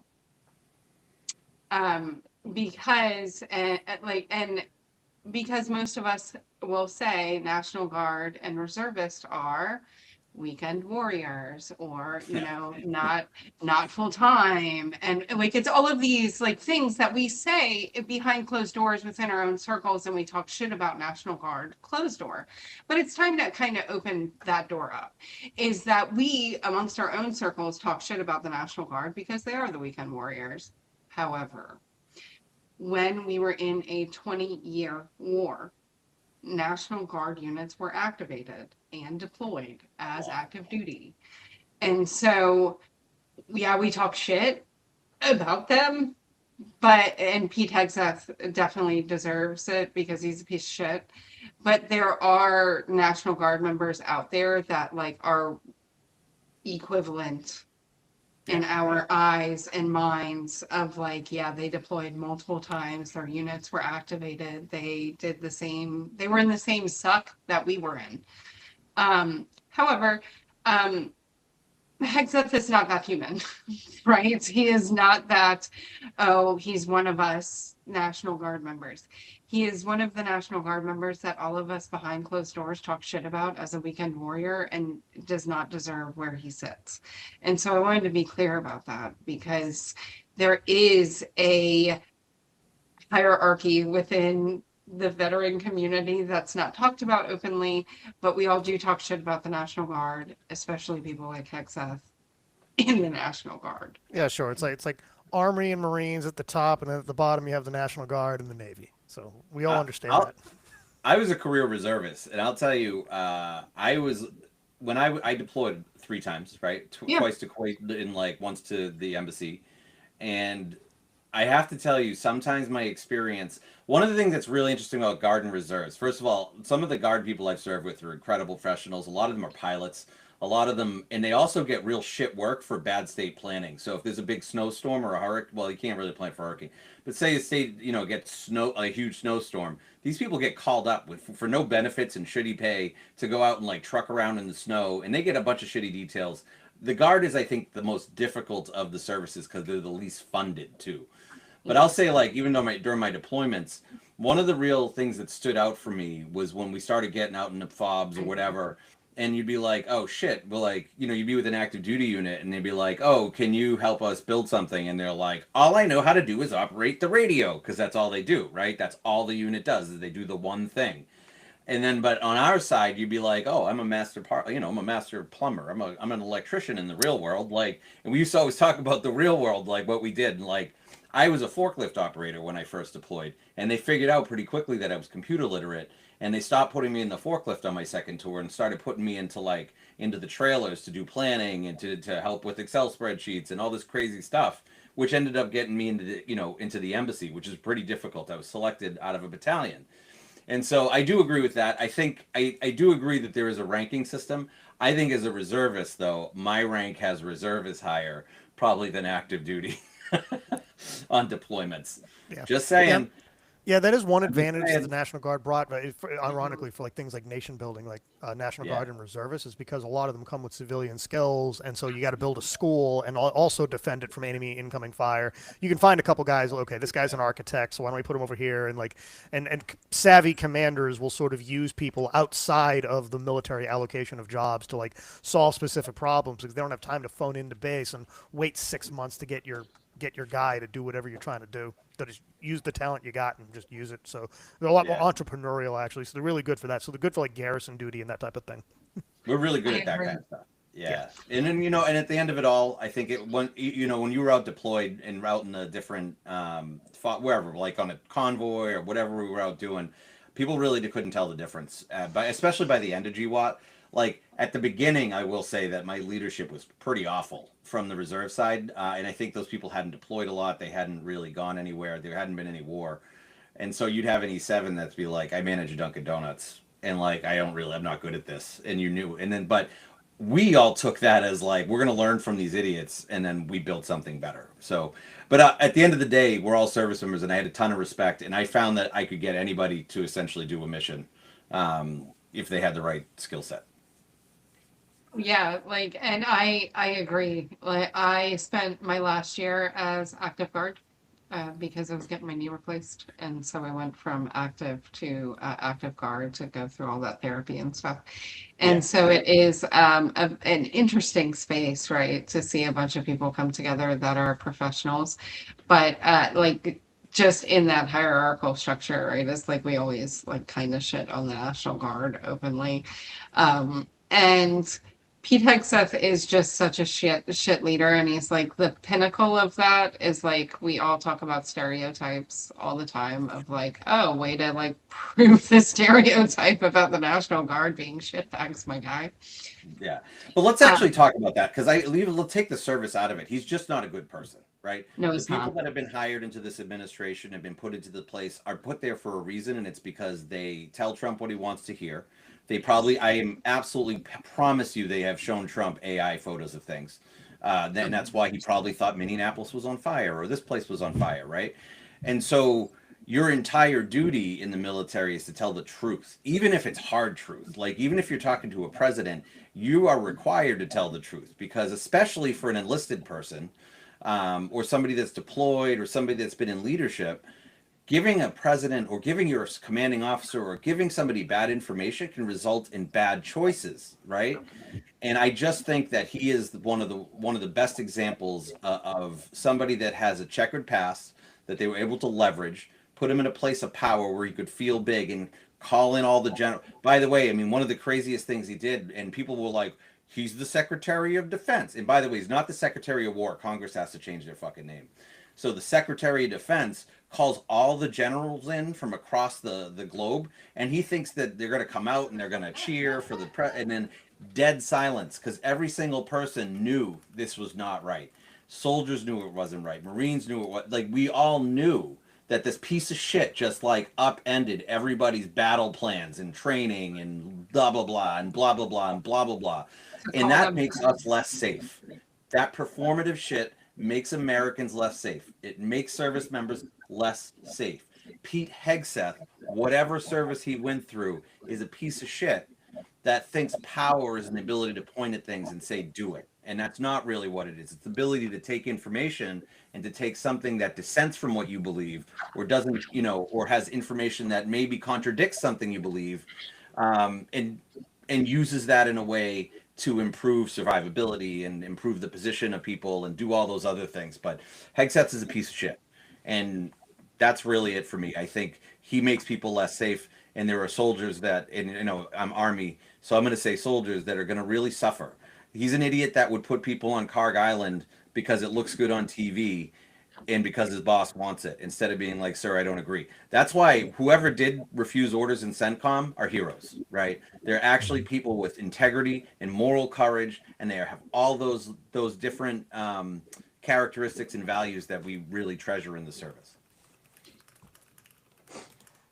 Yeah, so there's a comical moniker that's going around the Marine Corps right now that I have heard come out of some active duty Marines. And that moniker is referring to the Department of War as the Department of War Crimes and Hegseth as the Secretary of War Crimes. Just because of the fact that it's ludicrous the way that they're doing it, right?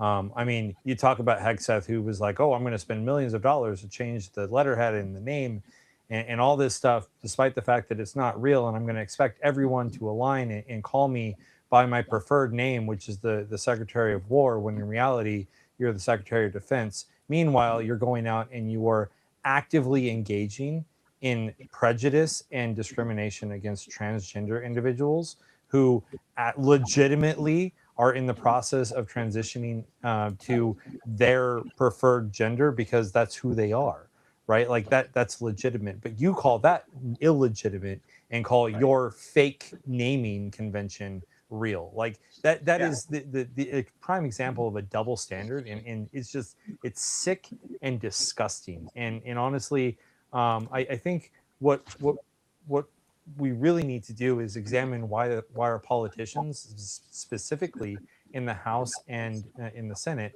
haven't moved to impeach all of these motherfuckers. Well, on the impeachment bit, I'm not sure if you've heard of this, but articles of impeachment has been introduced today, targeting Trump and Hegseth.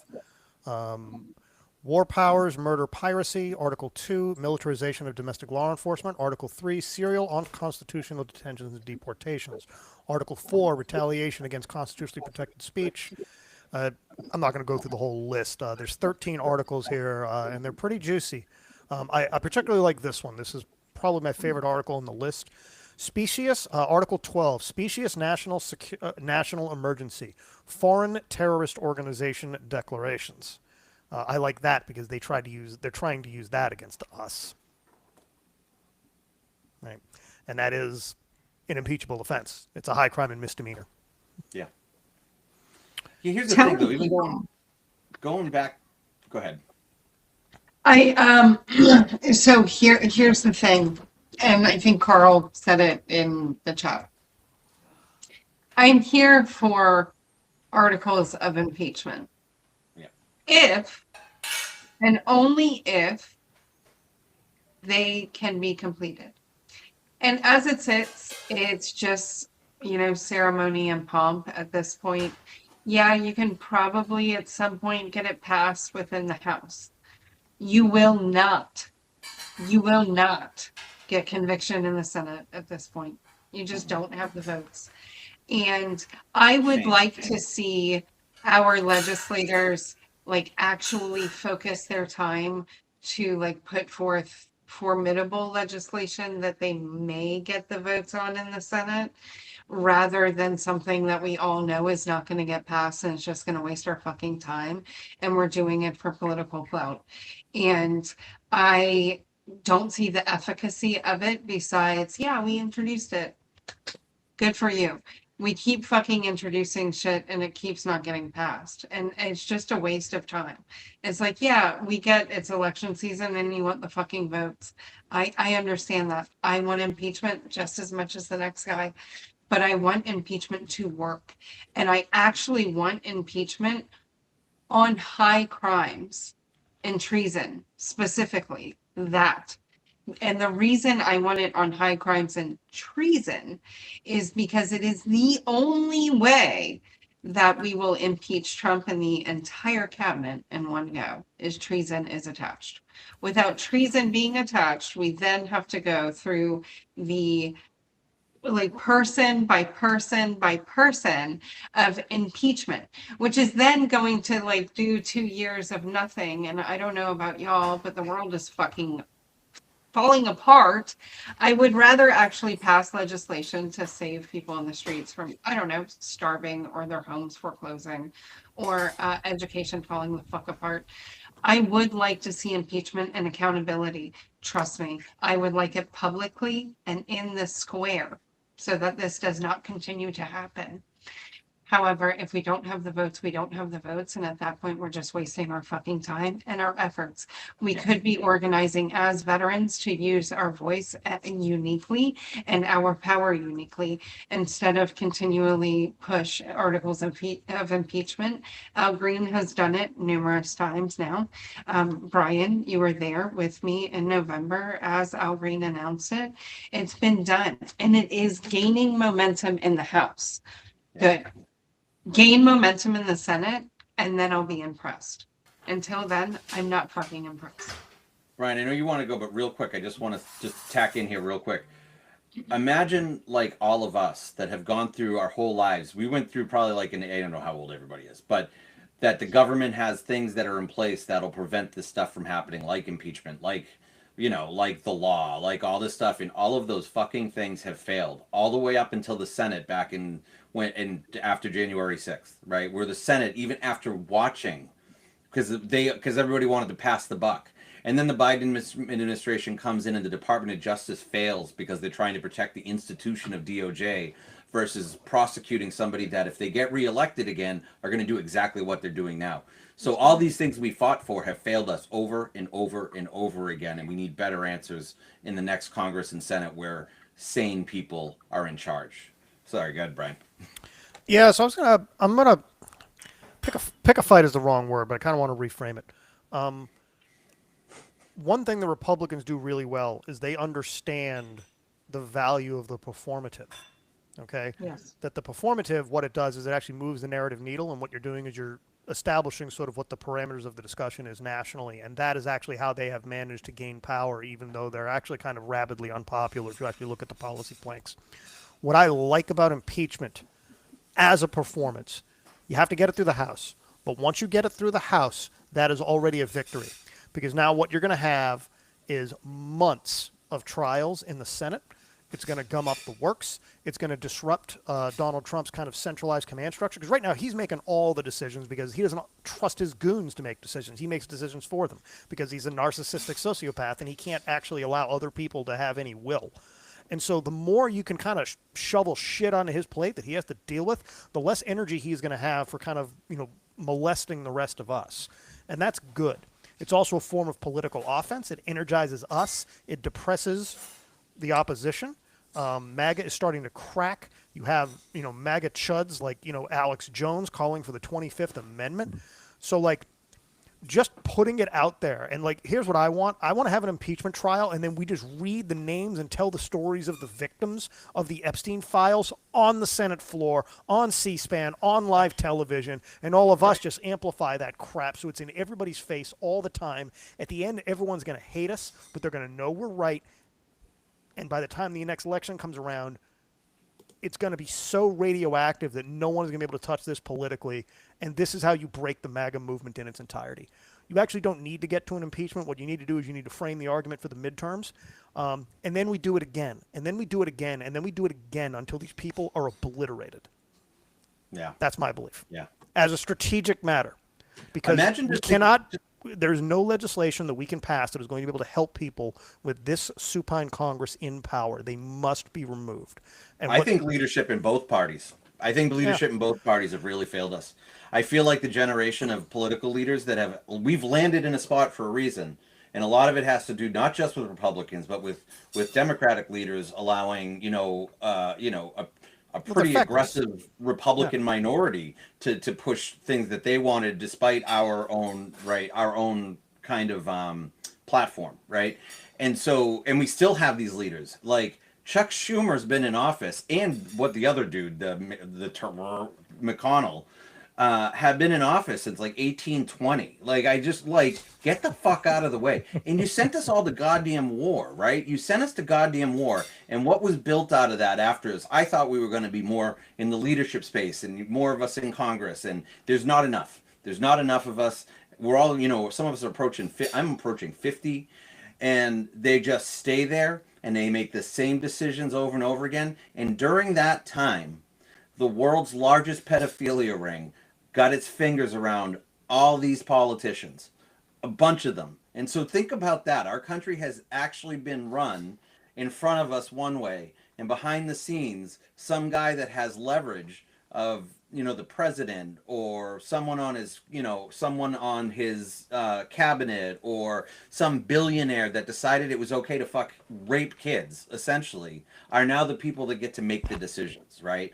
And I think that's abhorrent, and we need to have a wholesale change of leadership with people that are more aggressive about fighting crime and going after these people. And it's going to be hard, and billionaires are going to murder people because they can get away with it, and billionaires are going to throw millions of dollars at races because it's not a lot of money for them. And we have to get money out of politics, and we have to go back to really being a party, not a party, but a country for people, because we've really lost our way. We're a corporate America now. It's corporate money that matters, because somehow corporations got to tag themselves as people. And I can't speak for the founders, but I truly believe that if the founders saw what corporations have become, because they were not the same thing. If they had seen what this had become and how interests were divvied up, I think they'd be sorely disappointed in where we are right now. Can you post that comment that I look good at 50? Thanks. Yeah, I put it up there already once. Well, I had to see it. It is refreshing to be not the oldest man in the room. It's really nice. But what is interesting is that it looks like former governor of North Carolina, Roy Cooper, could take the Senate for North Carolina this November because of everything that has been happening and because of Trump. So that's at least positive news. I mean, Roy Cooper was a great governor for the state of North Carolina, and he did his best to fight against a Republican majority. So it'll be interesting to see what he does when he gets into the Senate. He's replacing a feckless Senator, Tom Tillis, who is absolutely useless and only decided to speak out against Trump once he decided that he wasn't running again, because it's okay now. He doesn't have to fight for his life.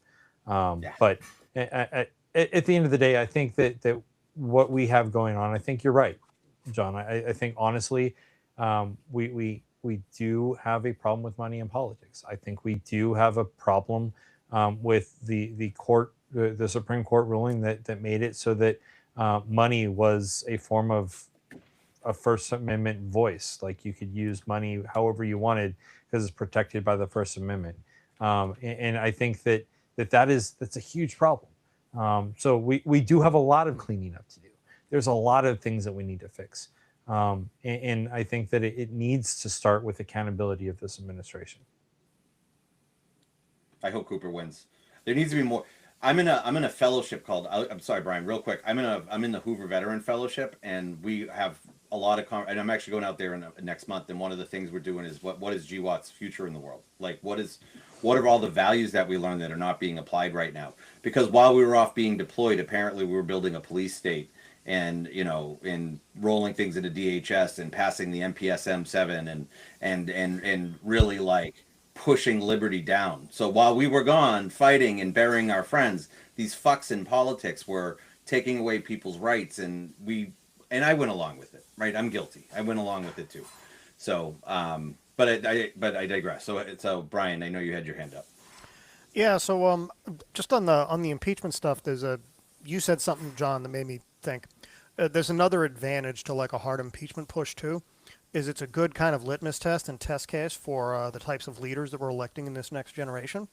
What I think we want to test for is effectively kind of fighting spirit. Like who are the people who are going to say, no, this flag is mine, fuck you, okay, and drive the stake into MAGA's rancid heart, okay? Yeah. Who are the people who are going to do that? Now, I think like Adam Kinzinger and Liz Cheney are in a place of honor right now because they did that, right? Right. We got a lot of Democrats who did not.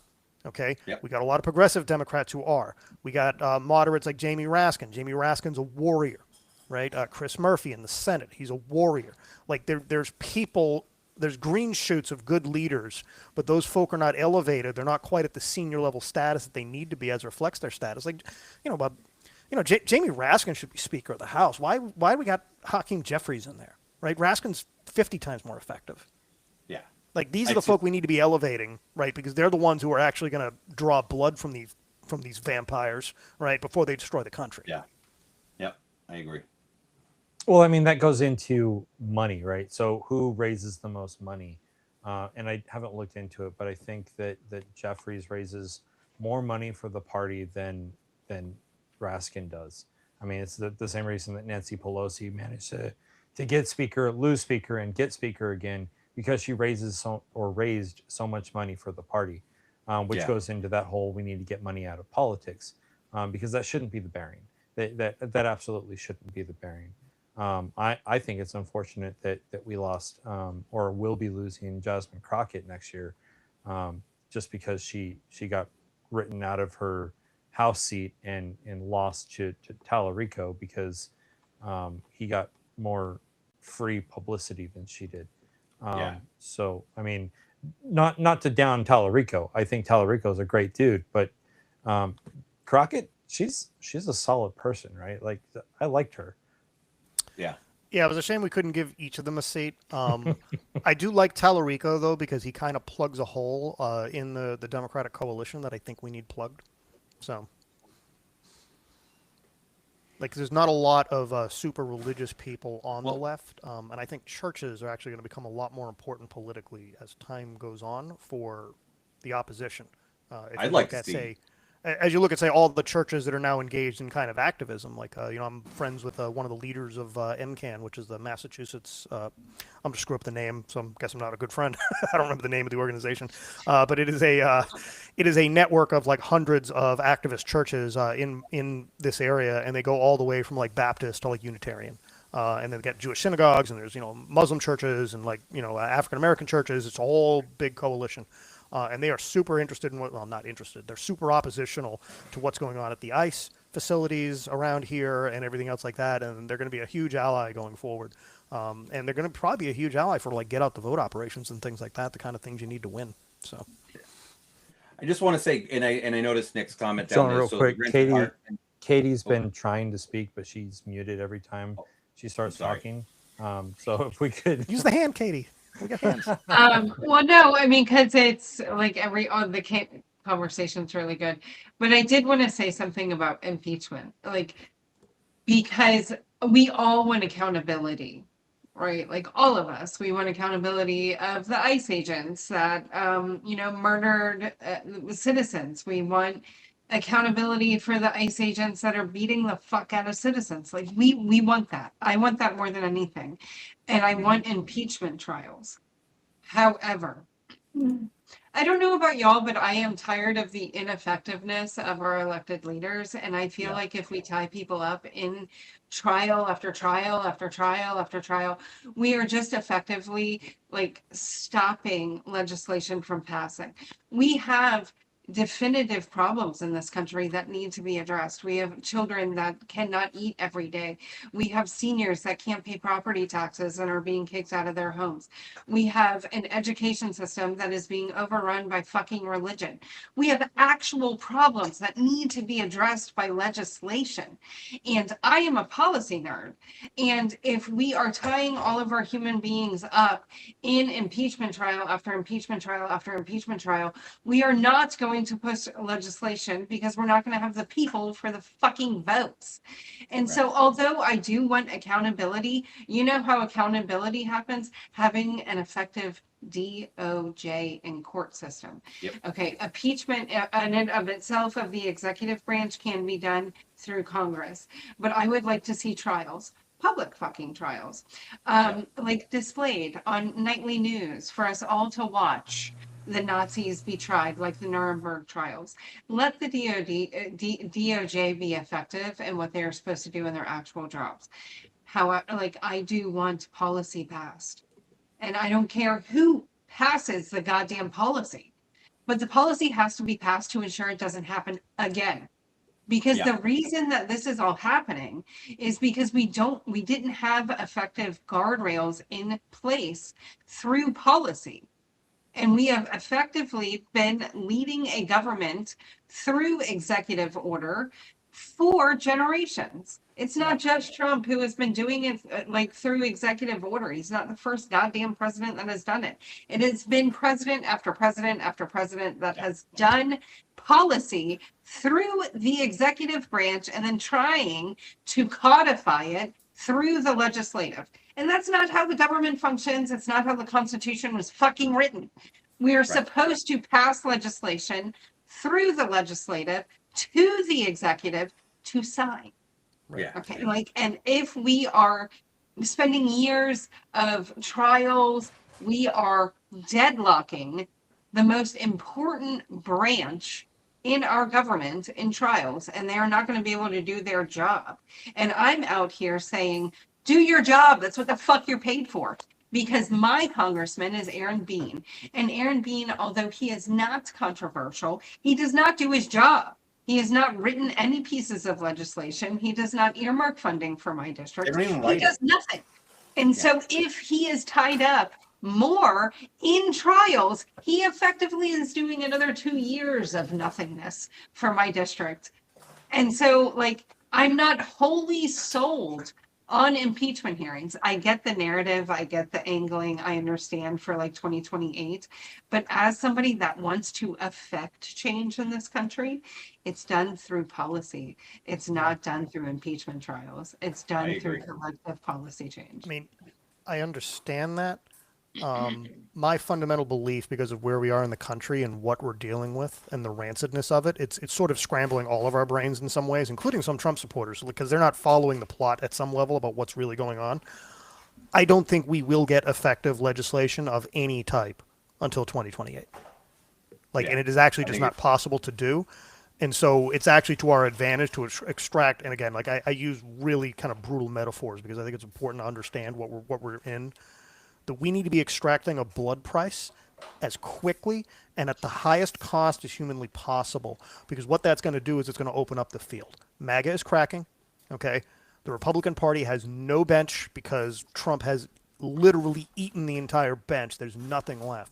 When Trump goes, this whole house of cards is going to fall apart, and you will probably have 2 generations of Democrat control of both houses. That is possible. I think we get ready for that by running up the score and spiking the ball in the end zone and then giving these people the finger.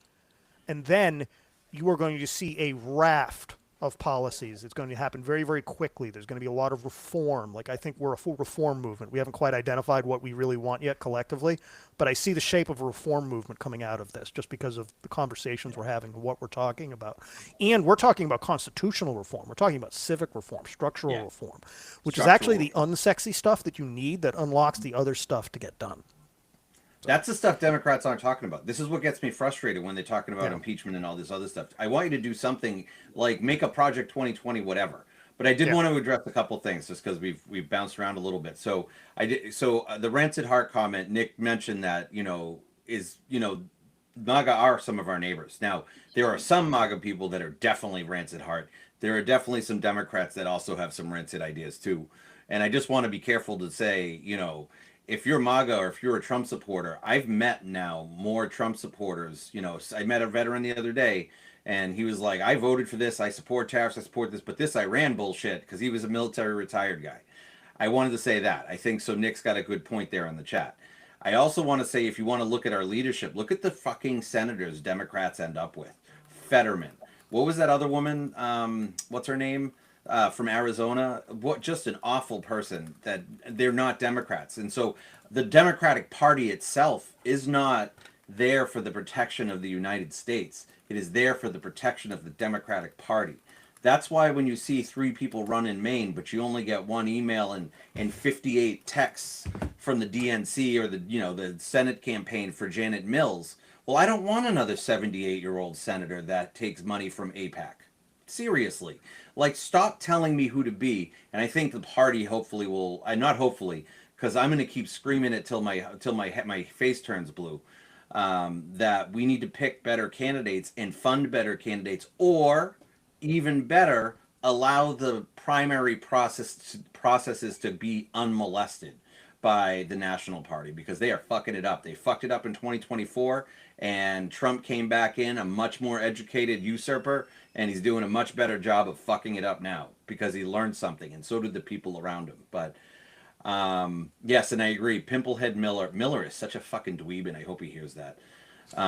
He is such a fucking dweeb. I bet that guy gets his ass kicked all the time, all the fucking time, like thrown in trash cans. Yeah, but that's the thing. We just we got to do better as a country. And the last thing was to Brian's point there: structural reform, getting money out of politics, getting Citizens United shit can, getting billionaires out of people's pockets, taxing billionaires, and instead of asking for $1.5 trillion for the defense, let's figure out some kind of healthcare plan, something that actually saves people money and makes this world survivable. Feed fucking poor people. We are the richest, allegedly, country in the world, and we can't even house the needy because we're such a selfish citizenry, and it has been flipped so backwards. And it goes right to what you said, Katie.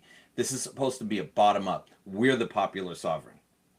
So, and we're getting close to time here, so I just wanted to get a time warning out there for everybody. Go ahead. Yeah, go ahead, Carl.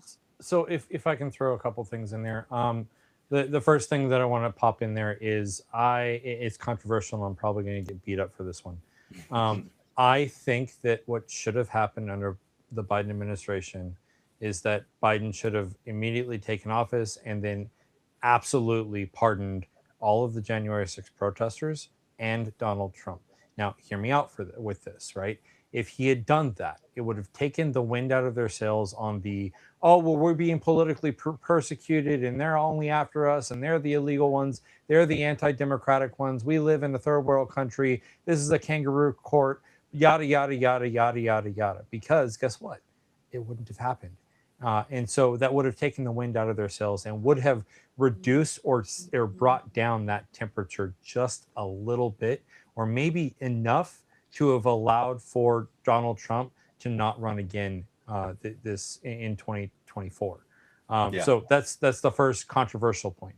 The second point that I want to make is my concern is that to Brian's point, I do see a progressive wave coming. But my concern is that the progressive wave is going to build upon the things that the current Trump administration is using that makes them so authoritarian in nature. I don't want to see a whiplash that goes back and forth between the parties where we just continuously persecute one another, and to a point where finally there's going to be one party that comes out on top that says, you know what, we're going to make MAGA Republicans, everyone, that entire party, it's illegal, and then unifies the entire country under one singular party. And the next thing you know, we have no longer state independence, and we have a federal authority that has complete control over everything, because Donald Trump and his administration has shown the blueprints and shown how to do it and how to get it done. So all it's going to take is someone on the left to do the exact same thing and do it as quickly as they can within the next 4 to 10 years, because that's what's going to happen, because people are going to be so upset about the Trump administration, and we're going to get that rush, and then all of a sudden we've got a left-leaning dictatorship that we didn't expect to come out of the whole Trump situation. So that's my concern. Yeah, the only thing I'll say to that is this is where leadership does matter. We are going to need a leader of high moral caliber to navigate the post-Trump era, and if we select a bad one, we will pay for that mistake. Yep. Because there is going to be damage that needs to be repaired, and this individual will likely have to deliberately curtail their own power in order to accomplish what we think needs to be accomplished. My ideal Biden was ran, did 4 years and become the greatest one-term president in history, and allow for the Democrats to choose their candidate through a primary process.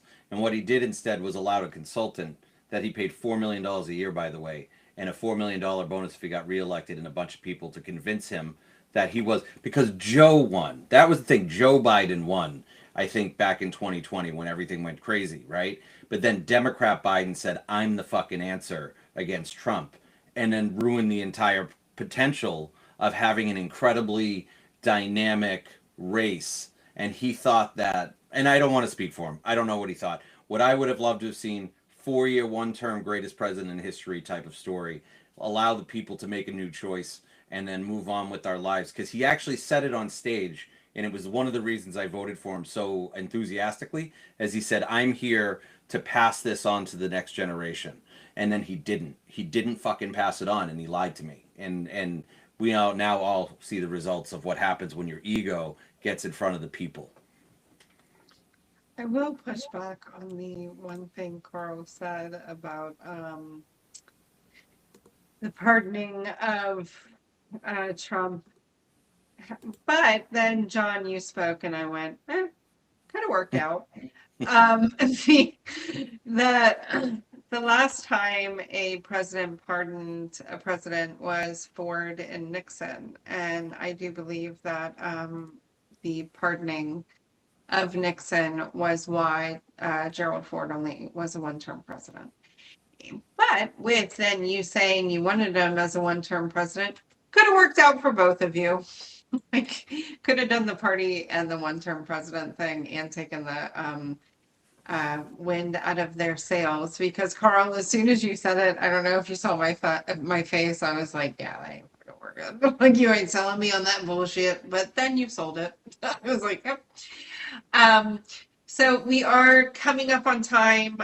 The last thing I did want to address, I made myself a note about something that you said, John, about the GWAT era. And it's something I firmly believe, and it is something that we need to discuss more, right, as GWAT kids, is what do we want the world to look like? Okay. Yeah. But I do fear that our era, the GWAT era veteran, is going to be the last respected veteran era in this country. Is that I know, it's maybe, because you see a bunch of people now talking shit about soldiers, not understanding how the military works functionally, and that they can't just be like, oh, I'm out, like, and they're on a fucking ship in the middle of the sea. They can't just walk off. Yeah, I'm not disagreeing. I just don't like it. Yeah. Yeah, I don't like it either, as a vet, right? It makes me sad. It hurts my soul. But I do think that we have an opportunity here as veterans that we need to utilize our power better and speak out loudly right now. I said it in our chat and I will say it for everybody watching. If you're a veteran, now is your time in your local area. Like, gather all your battle buddies, contact your local media station, your news station. They are probably wondering what our side of veteran is thinking, right? Like, because there is a national push of the narrative that, oh, all veterans are gung ho and go military and we're here for it. But we're not. There's plenty of us that are not. And so there is a value in that narrative getting out there. And so I implore you, please gather veterans among you in your area and start doing that. Do actions. Also, there's a national call to action over the next 48-hour period to do uh, war in Iran actions, right? Like, get veterans to speak loudly in those actions. Contact your local 5051, local indivisibles, whoever is active in your area. It could be, PSL, it could be a myriad of organizations. Contact them. It is time that veterans speak, right? It is the reason that we are so loud is because active duty cannot be. They don't Right. have the privilege. And so, in order for us to be effective, we have to be loud because they can't be. And we should not be willing to watch our brothers and sisters be sent to their slaughter because Amen. that is exactly what's happening. And we have to use our voice to stop that. Right. So, I was not gonna close out with a safety brief, just because we'll do that tomorrow. I do want to say there are actions going in Florida over the next 48 hours. I'm organizing one locally in Jacksonville, right now, so that that will happen. But please, if you are a veteran, even you, Nick, I know you're watching. I know you're gung ho for the fucking bullshit, man. It's time. We can't we can't watch our brothers and sisters be sent to their slaughter. And that's what's going to happen. And I don't want that for this generation. I have friends that are serving, like personal friends that I do not want to watch die. I have friends that their kids are serving. People I served with, their children are serving. And the point of the GWAT era vet is we don't want to send our sons and daughters. We did that. We went. So please, Amen. please utilize your power as a veteran. Speak out locally, on a state scale, speak to the media. It is time, right? Like, I know that Brian, you said it about domestic terrorism. Florida just signed a fucking bill that made what we're doing right now illegal. And I can be labeled a domestic terrorist at any moment. Hmm. But you know what? Fuck it.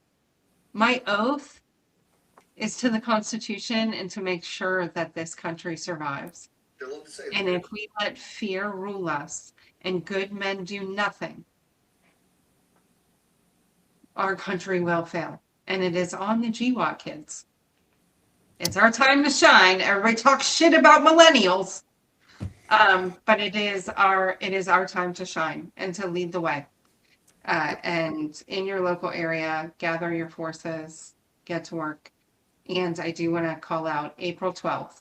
April 12th, Vets Against Fascism call. It is a national call to action for veterans watching that want to get involved. You don't have to be involved in any organization. I don't give a shit. Like, you can join our org, cool. If you don't, also cool. It is a container for veterans that want to do the work and fight back against what's going on right now, right? And collecting power as veterans and utilizing that power. April 12th, national call for Vets Against Fascism. The information is on the About Face website. Please look it up. And tomorrow we are talking about money and politics. We were going to do it on Saturday. Mayhem had an emergency. John had an emergency. A bunch of us had an emergency. So we all just kind of came on here and stumbled our way through 2 hours. But we all have studied up from this conversation tomorrow with Mayhem. And so it should be very, very interesting because we do have a diaspora of belief systems on money and politics.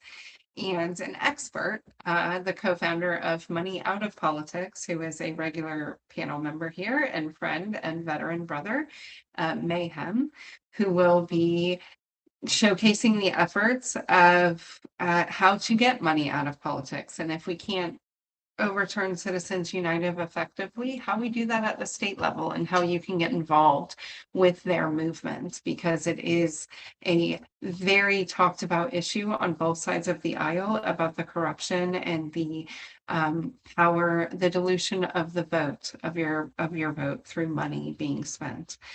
So I do hope that you join us tomorrow at 8 p.m. Eastern right here. And I want to thank you guys, Carl, as always, Crayon Box Politics partners with 5051 Vets for doing this for the Smoke Pit. We love Carl. And I do want to thank my two mass holes, Brian and John. And Logan is normally on here too. The Mass 5051 guys are representing and 5051 National. So I do want to appreciate you guys. I appreciate y'all pitching it and being like, hey, let's talk about this because this matters, right? Everybody is scared across the country right now. Civilians are scared. We don't know what's going on. What are veterans thinking? Our thoughts matter because we've been here. Right? Like we thrive in chaos. We thrive in these type of environments. And so it is important that we have these conversations openly for others to hear our thoughts and our conversations. So I want everybody to have a good night and we will see you tomorrow at 8 with Mayhem.